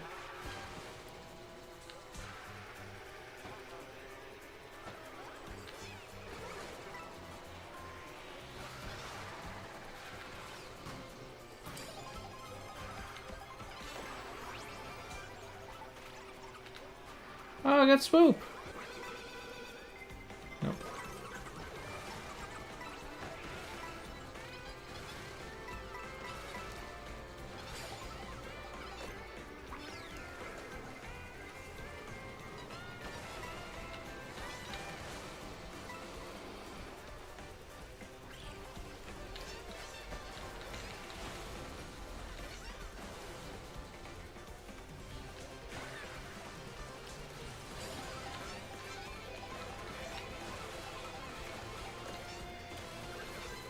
Okay, I need to do 8th or better.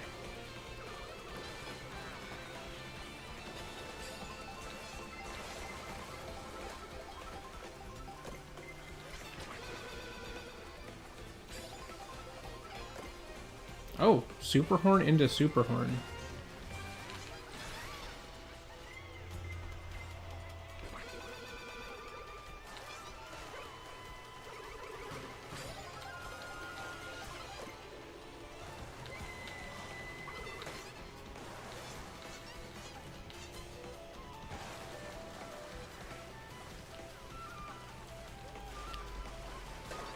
No. Oh, I gotta get 4th or better too, and I'm currently cut.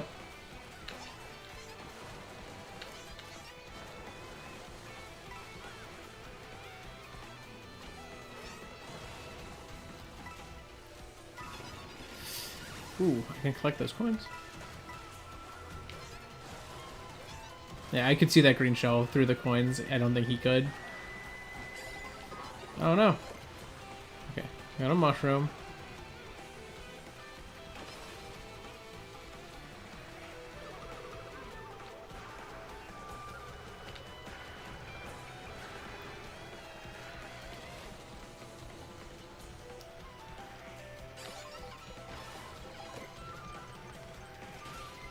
Okay.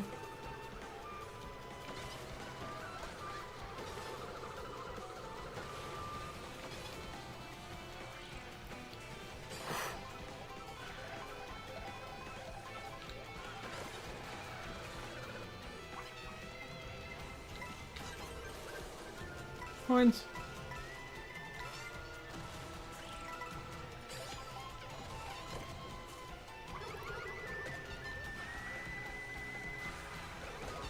No. Oh no, I'm about to get cut. Oh, I wasted my red. Oh. Jeez. Alright. I got close though. I almost had that. I would have had that top 4 and then would have been in second of the top 4.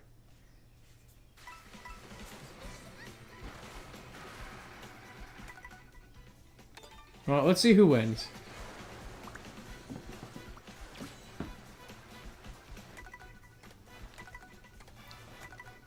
How do I go between people? Do I only see who's in first? Seems like every button is end spectating.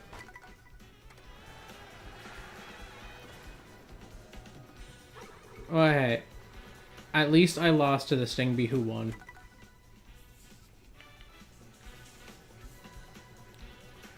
Ooh, okay. Got 362 out of that though.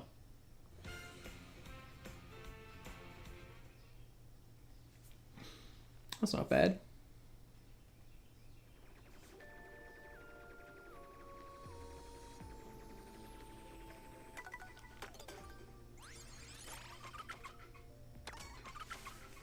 Now I have Swoop. And he's so small.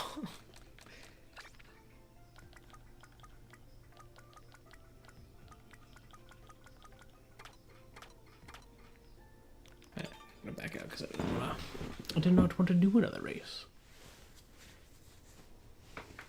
They don't tell you. They don't tell you. Alright, let's go to free roam.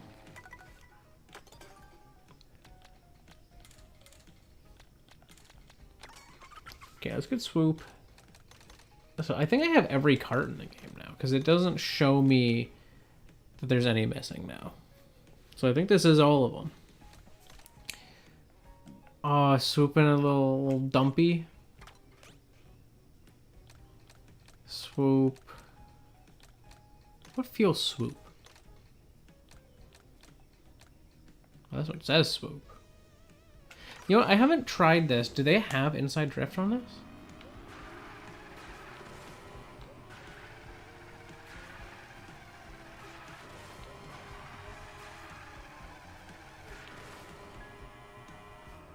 I don't think so. Maybe there's different drifting properties. Ooh, challenge. Join the endurance race in the savannah.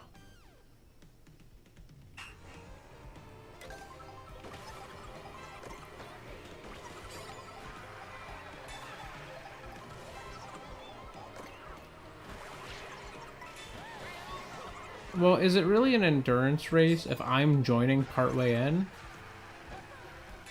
Think about that. I feel like this is cheating.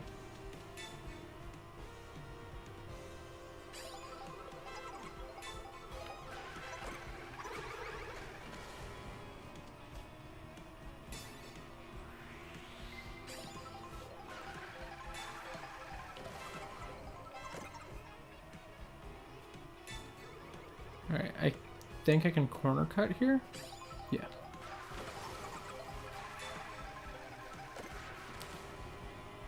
Interesting that they got rid of inside drift, because this doesn't seem to have that at all.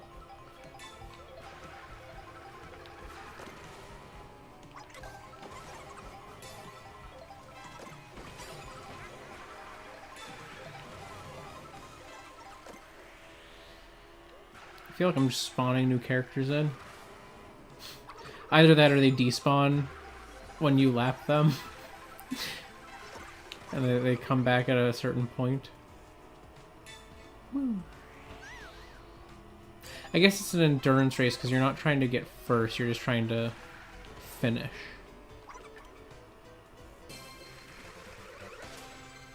I got it. That was easy enough. Inside drift was a trait that the sport bikes had in Mario Kart Wii and Mario Kart 8. That basically, they would drift super tight. This just has good handling. Like, it's weird to describe because, like, in the original game, you would, like, start your drift and you would feel like you were out of control how sharp you were turning. It was a very, like, timing-oriented thing. You had to time every drift very carefully. In Mario Kart 8, they adjusted it so that you, like, start... Oh, how do I get that?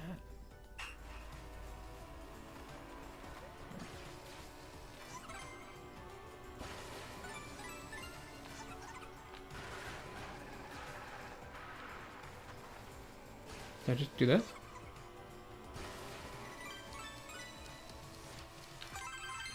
I don't know if that's how I was supposed to do it, but I did it at time. He's vibes. Yeah, he's looking around.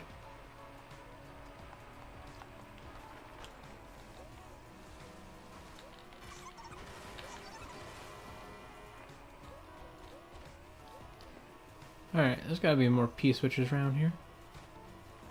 Oh, actually, you know what I should look for? I should look for the, I'm gonna go to the Oasis. I gotta look for some of those coins, because I think that's how you unlock mirror mode. Is you have to have 10 of the coins, and I only have 6 of the coins. Oh, no, there's the one actually, I'm gonna, wait, I see one in front of me. I'm gonna get this one first.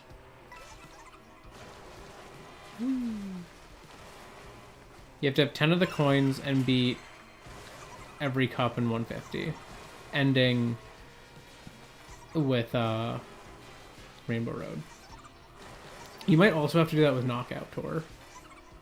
I was not thinking you would be able to get mirror mode. I thought like maybe they'd have like a reverse mode, but here we are. Oh, look at that! I found 2. All right, I do want to switch though. Swoop is cute, but I think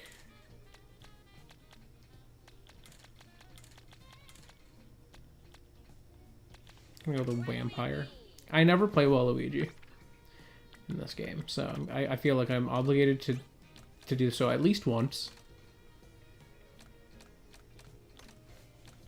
What feels I mean, this feels very Waluigi.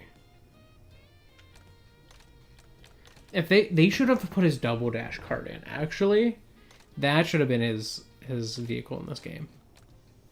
They also, this is kind of the Wario bike, but it's not. And I wish it was the Wario bike. I think they should have brought back the Wario bike. Like, no longer having just like pieces. I feel like it would have been fine.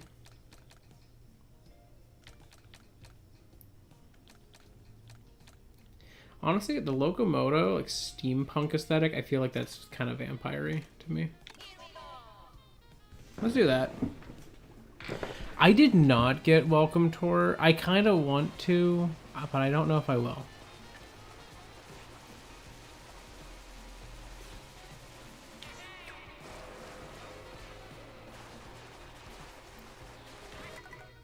I should go to where I saw there was a thing. No, down jungle. Like I'm tempted to.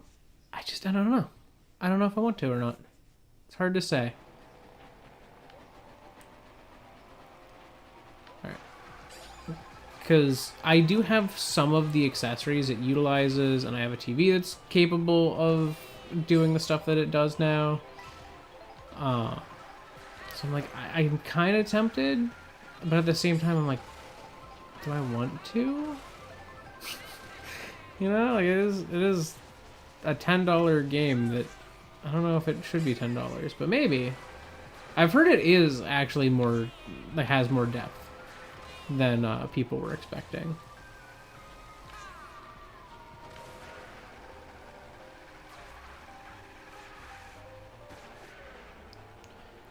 Okay, so if I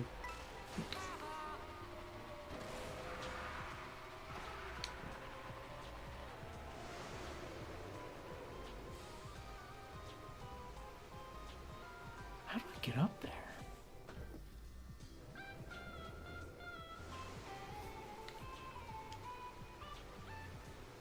Oh. If I take this geyser while it's going, I can go to an even higher level.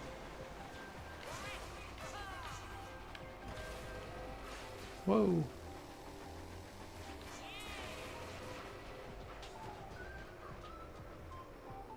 Alright. Now I carefully back myself up.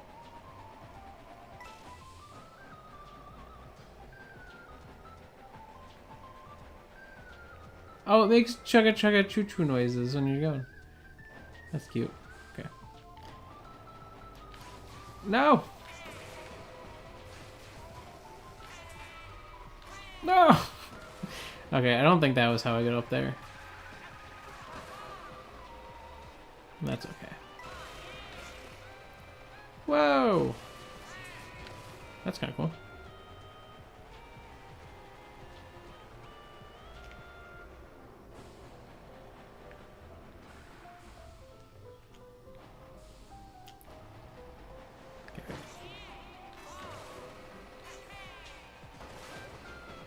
Dang.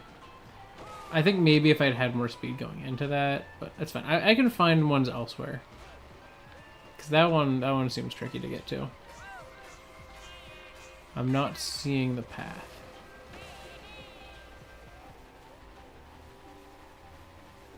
So I'm gonna go maybe. I feel like I haven't found any here.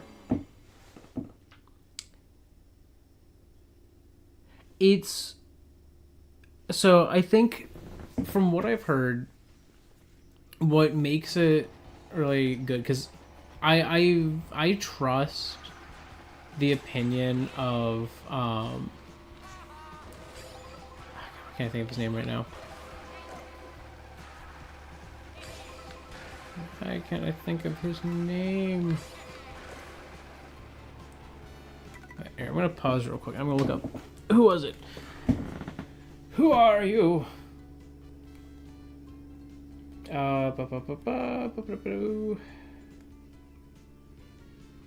Gene Park, that's his name. Yeah, I trust Gene Park's opinions on a lot of things.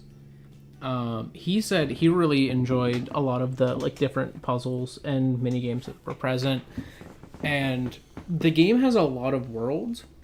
So it's like, there are aspects of the game that I'm really not a huge fan of, like the fact that it's a non-pack-in game that has a million different bear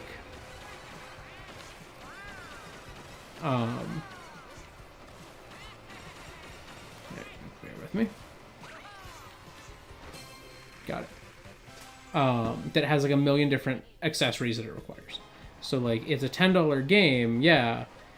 But then you need a USB webcam of some sort.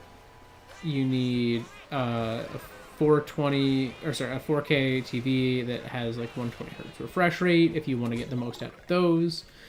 You can also use the 120 hertz in handheld, but you can't do the 4K ones without a 4K TV. So it's there's a lot of things that you do need to have before you can get the most out of the game, which I think is bad. But at the same time, I don't know how you showcase all of those different things without that, because so much of it is just driven by stuff that you can't do with the console on its own.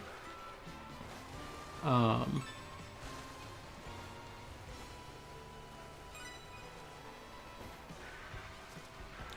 on, go up. Got it.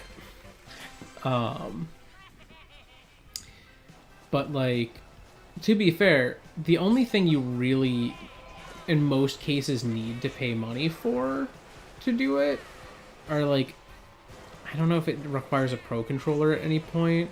So but maybe a Pro controller, and a 4K TV. Because you can hypothetically do the 120 hertz refresh rate stuff on handheld mode. You can do all the mouse stuff out of the box. You can do you could pay for the Nintendo webcam, or you could use any USB webcam through the USB ports on the dock. So you could also do that.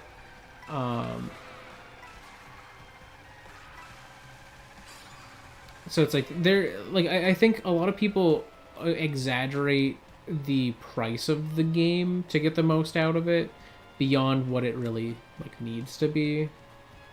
But at the same time, I think it does have the aesthetic of like 2010s Facebook and corporate corporate cartoons. I keep jumping this. Thank you. Weave through the most dangerous traffic ever. Oh my god. Well, it's a good thing that I have my feather. Completely unintentionally. Ow. Oh, can I do it? Okay. I had enough time to make it even if I flubbed one. But, I don't know. It kind of depends. Like, if I hear... Because I know Kit from Kit and Chris, so I was going to get it. If he gets it and says, oh, this was actually really astonishing to me, I was not expecting it to be so good, then I'll maybe be like, okay, I'll give it a shot. You know, I say that as someone who bought 1-2 Switch, because I was like, you know what? I heard Gaijin Goomba say this is really fun with friends, and it actually is. I think it is fun with friends. It's a very stupid game.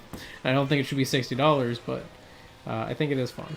So it's like, you know, considering I did that, I'm like, if I hear this game's good and it's $10, I might get it at some point. Alright, race the snowballs downhill. Oh, join the snowballs. So I'm not racing snowballs.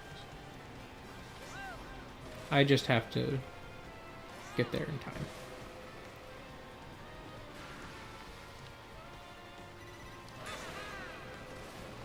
Whoa.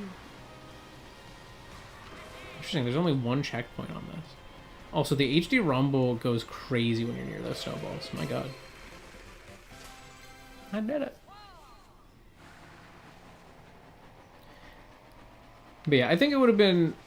I would have been happier with Welcome Tour if it was a free game that required more of the accessories or something like that. Like, rather than being a $10 game that still requires a lot of accessories. No, now normal.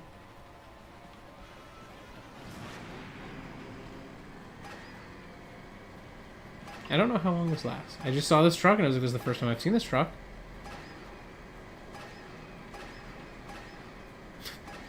God, this is evil.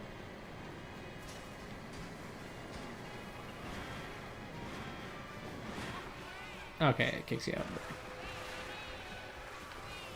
Oh, I did something you're not really supposed to do in the game.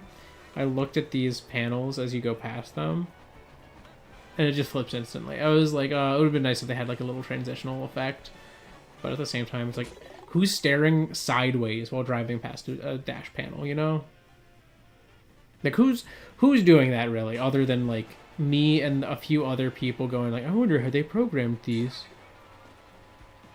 Well, that was supposed to be my item, but a car took it. Whoa. Oh. Let me restart that. I didn't realize I was going to have to go onto the wall. Okay. So I bet that's supposed to be a feather? Because I don't know that I would have time to...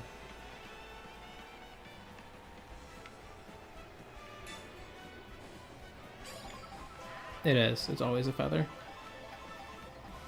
God, that's annoying that I keep getting cars driving through it, though. Y'all gotta stop. Oh, I didn't get the second feather. It's okay, I can...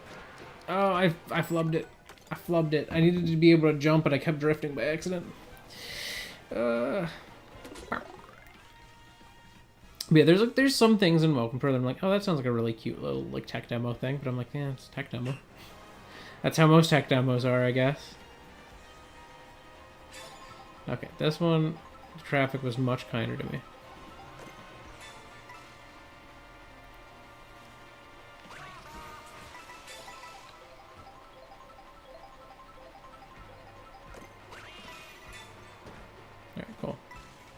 Didn't even need to wall ride that one.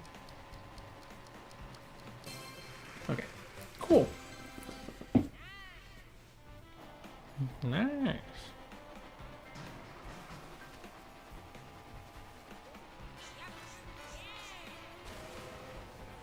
What's down here?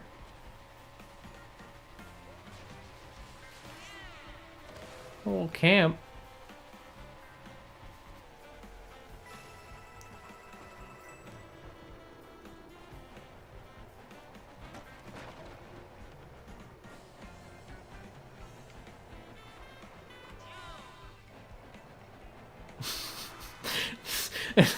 That's so mean of me. Why did they let me do that?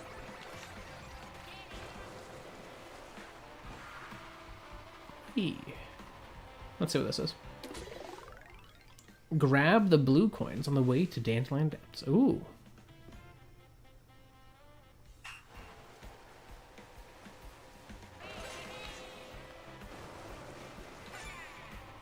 I see you had added another message in chat. I'll see it soon. Ooh.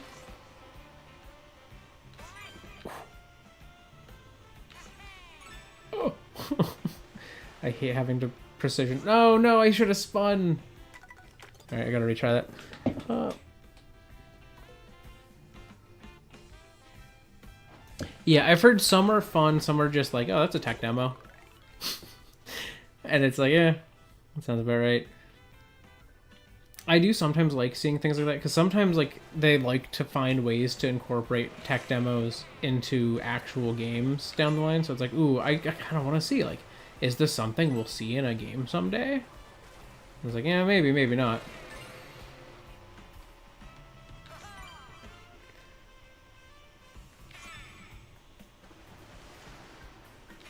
No! Oh, I missed it again. I need to do sideways one. I can't be doing the non-sideways tricks, because then I can catch it with my wing.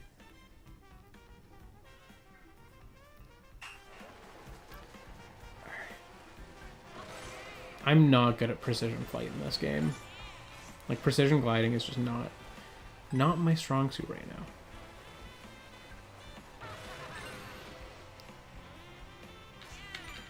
Okay, I got that.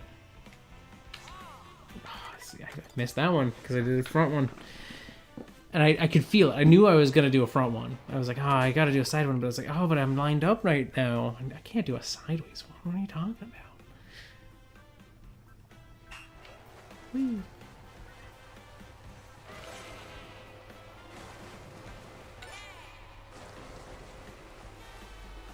Oop.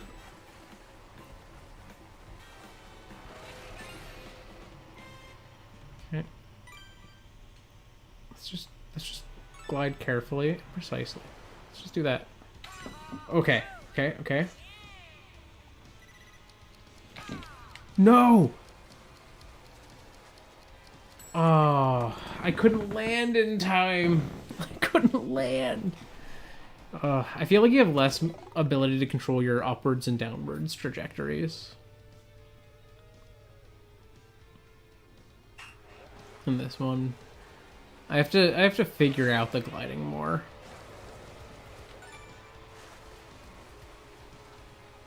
I'm not there yet with it. Okay, let's go up. Okay, okay. Okay. Okay. Let's land. Let's land now.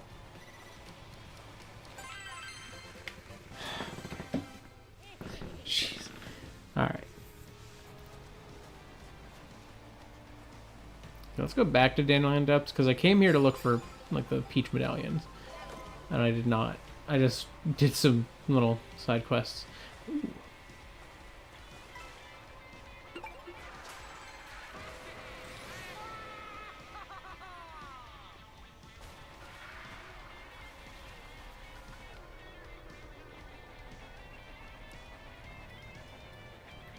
I'm not doing it. I'm not doing it. I'm gonna go up this.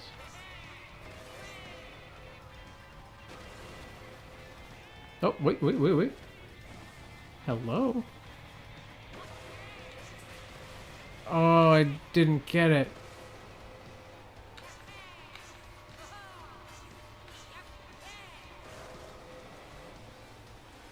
Okay, let's go back to this ramp, and I'll reset my positioning. I guess I could rewind. I keep forgetting that there's a rewind button.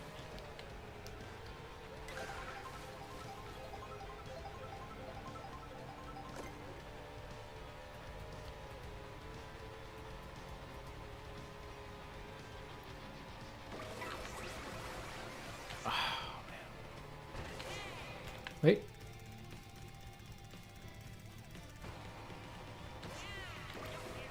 Oh. Okay.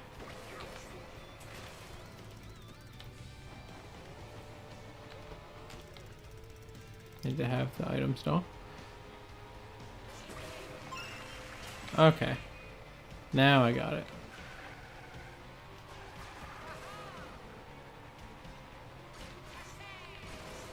Rewinding makes sense in those cases.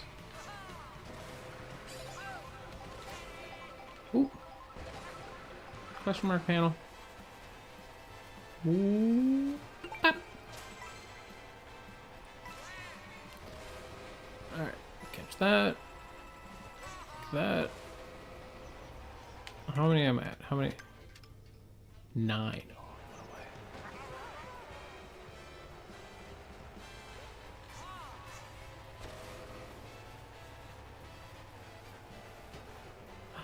And damn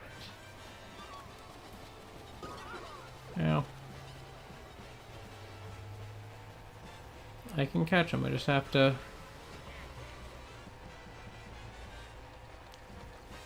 figure out where he's going.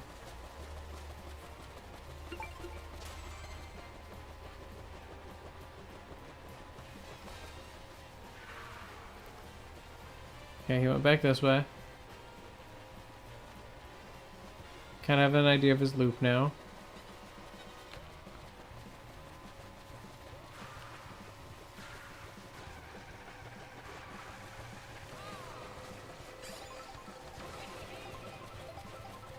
Oh! Never!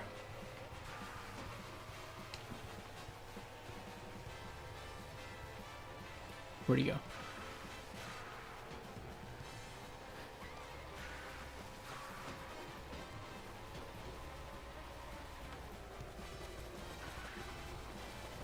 Nabbit? Gotcha. Ah, you only get the caught Nabbit once reward. I was wondering if I would get a reward if I caught him again, like he'd give me a peach medallion this time. He just gives you coins. I don't know, coins?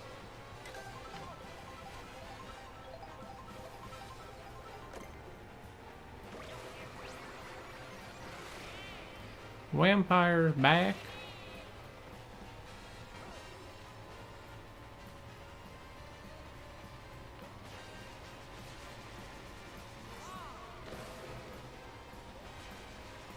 I'm gonna bounce off the car, get a coin.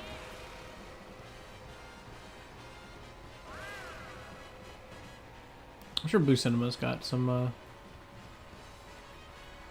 peach medallions that I don't got.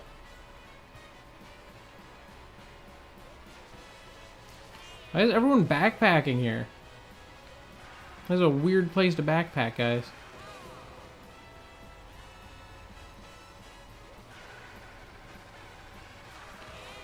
Like, I get that it's a nice forested area, but it's a creepy forested area. What are you guys doing? Hanging out? Okay.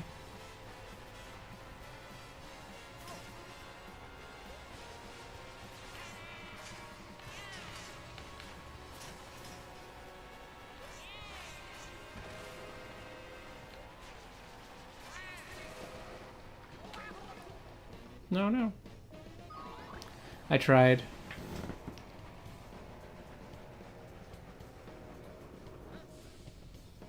Ah, there's a cinema.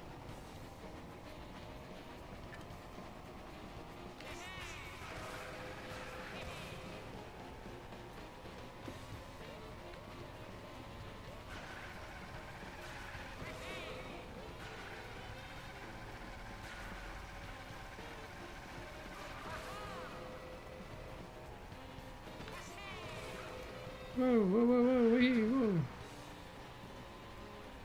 Panel.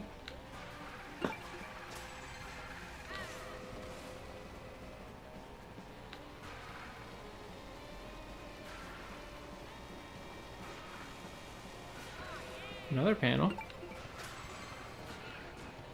I'm finding those, I'm just not finding the coin that I presume to be here.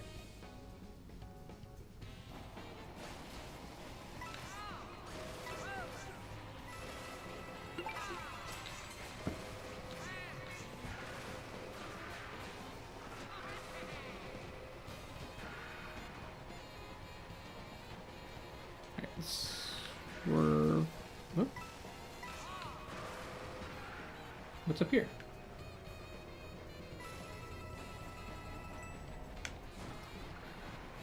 Pile of coins.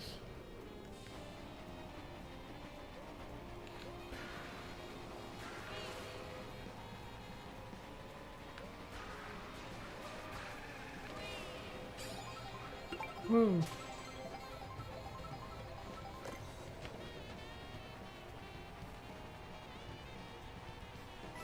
Does this just take me to the other one? Oh.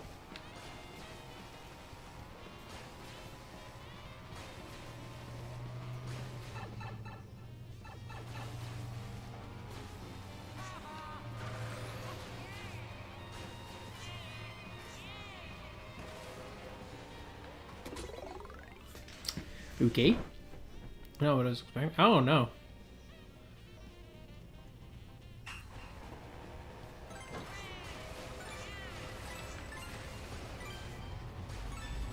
Oh, okay. Ah. Flub that.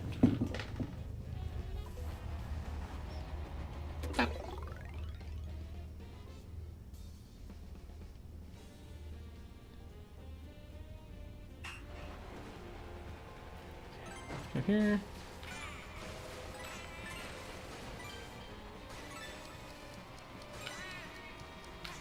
Ah, what? How am I supposed to get that one? Right.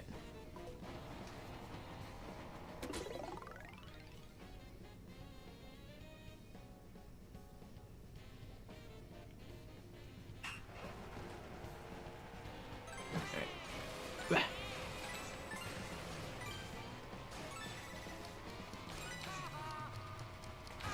Oh, I was so close. I was at the timer right. Alright, let's see. I think the biggest thing with Welcome Tour is I don't think it was a game that was ever going to take someone who didn't like the concept and make them someone who understood it and liked it. You know?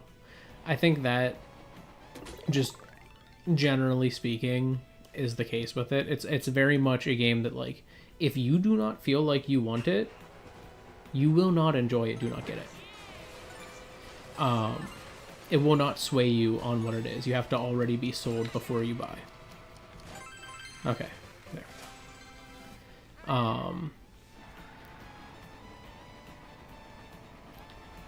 Which I think, like, to a degree makes sense to me for that type of a thing, because, like, some people are really into the information side of it, because it is full of random information about the Switch 2.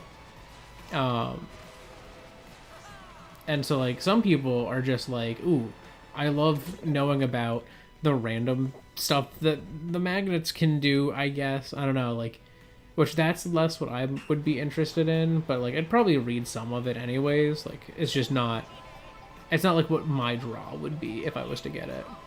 Like, my draw would be if the tech demos seemed fun enough.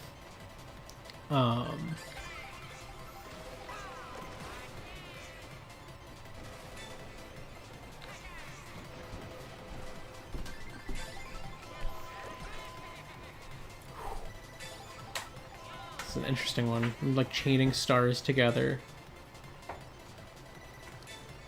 Because if I don't, I will sink. Got it. That was a fun one.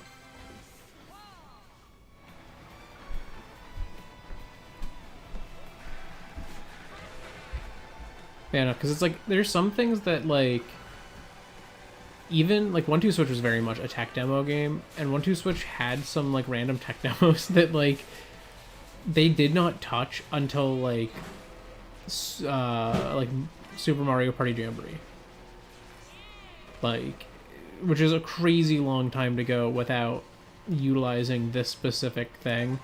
But I think one of the other things that I like about those sorts of tech demos is it's like, I don't know, it's not necessarily something Nintendo will do, but it's like, ooh, will someone else do something with this idea?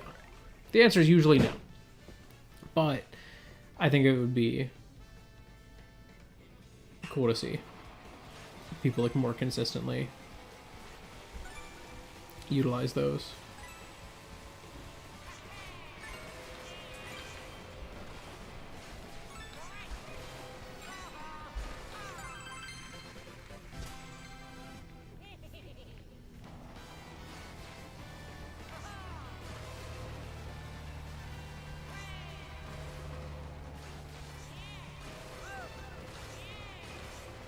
This is one of the fastest ways to travel in this game, is to, if you can get a rail like this,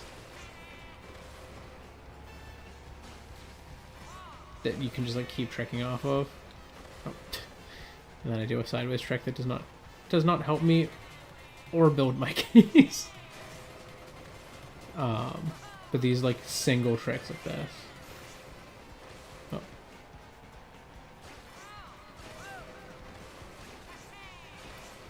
The fastest way to go forward in the game. You can get multiple tricks off of a rail.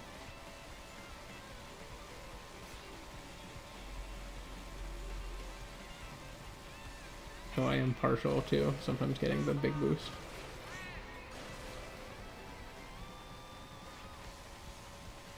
Ooh, this railway took me to another P-switch.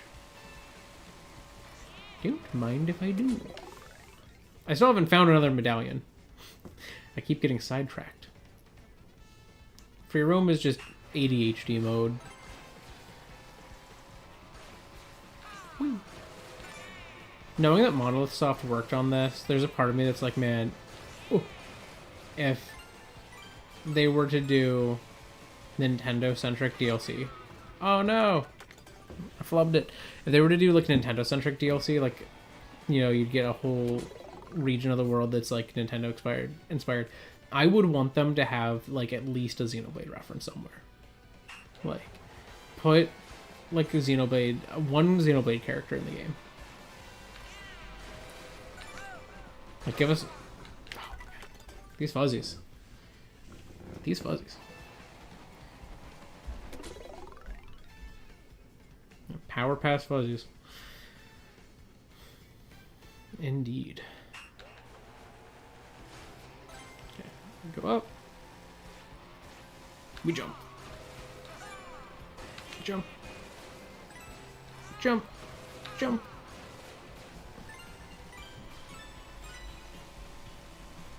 We jump.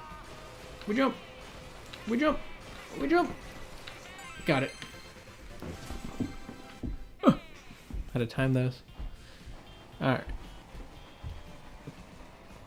If I can find one last peach coin, I will be sated. My hunger for peach medallions will be done away with. Sometimes they're in just like a place that's like you wouldn't go there normally, and sometimes they're like, here, you have to do like a million things to get there. Figure it out, and it's like, it's cool, but I'm like, man, I'm not good. I'm not a gamer enough. I'm not good enough at games. What are you talking about, making me do all these things? All right, up.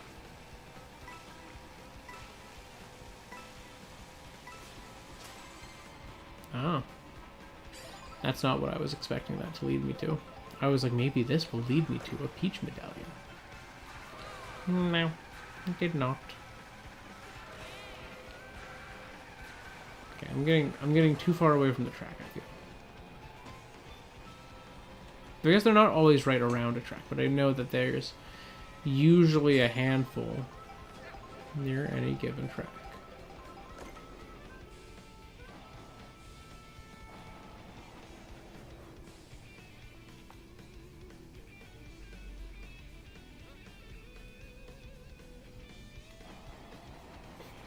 I was just like, how does movement work there?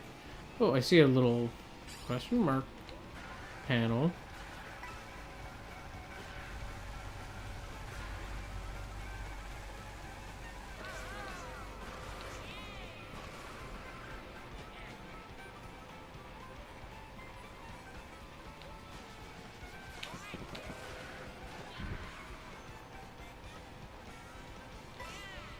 I feel like this path will lead me. Nope, never mind. I was like, this feels like a path that will lead me somewhere. It did not. There's gotta be one somewhere. Found two in like a minute.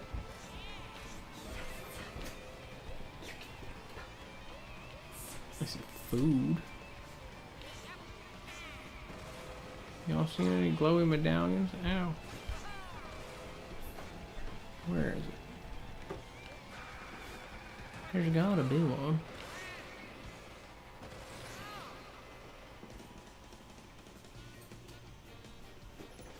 I could maybe see one being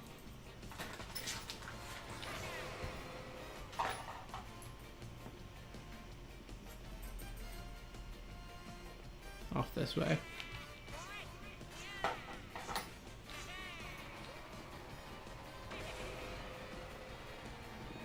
Hello, Mr. Moai, you seen one? Oh, he did. Look at that. Found one. Okay, now I'm at 10. I'm pretty sure that means I'm good now. Let's do one more P-switch challenge. Slip past the Batadon blockades. Oh, those ones aren't Moais? Are none of them Moais? I thought these guys were Moais. Or maybe the flying Moais have different names. Unless they are all not Moais. Whoa. I slipped past. Alright.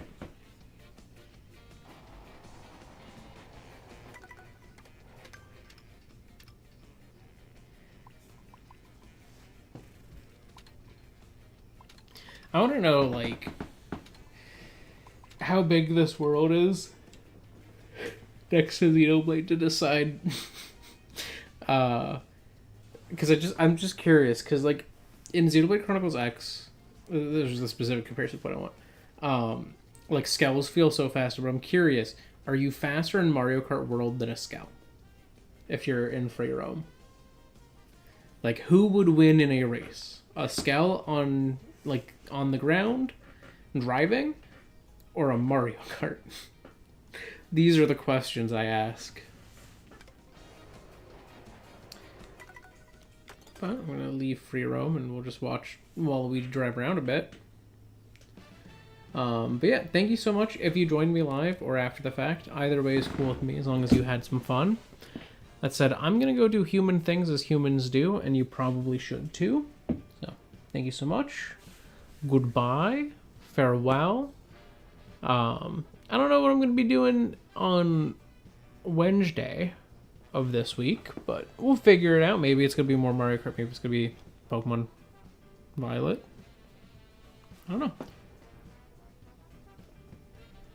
Time will tell. I don't know. I'm just going to be continuing to play this myself for a while. I'll tell you that.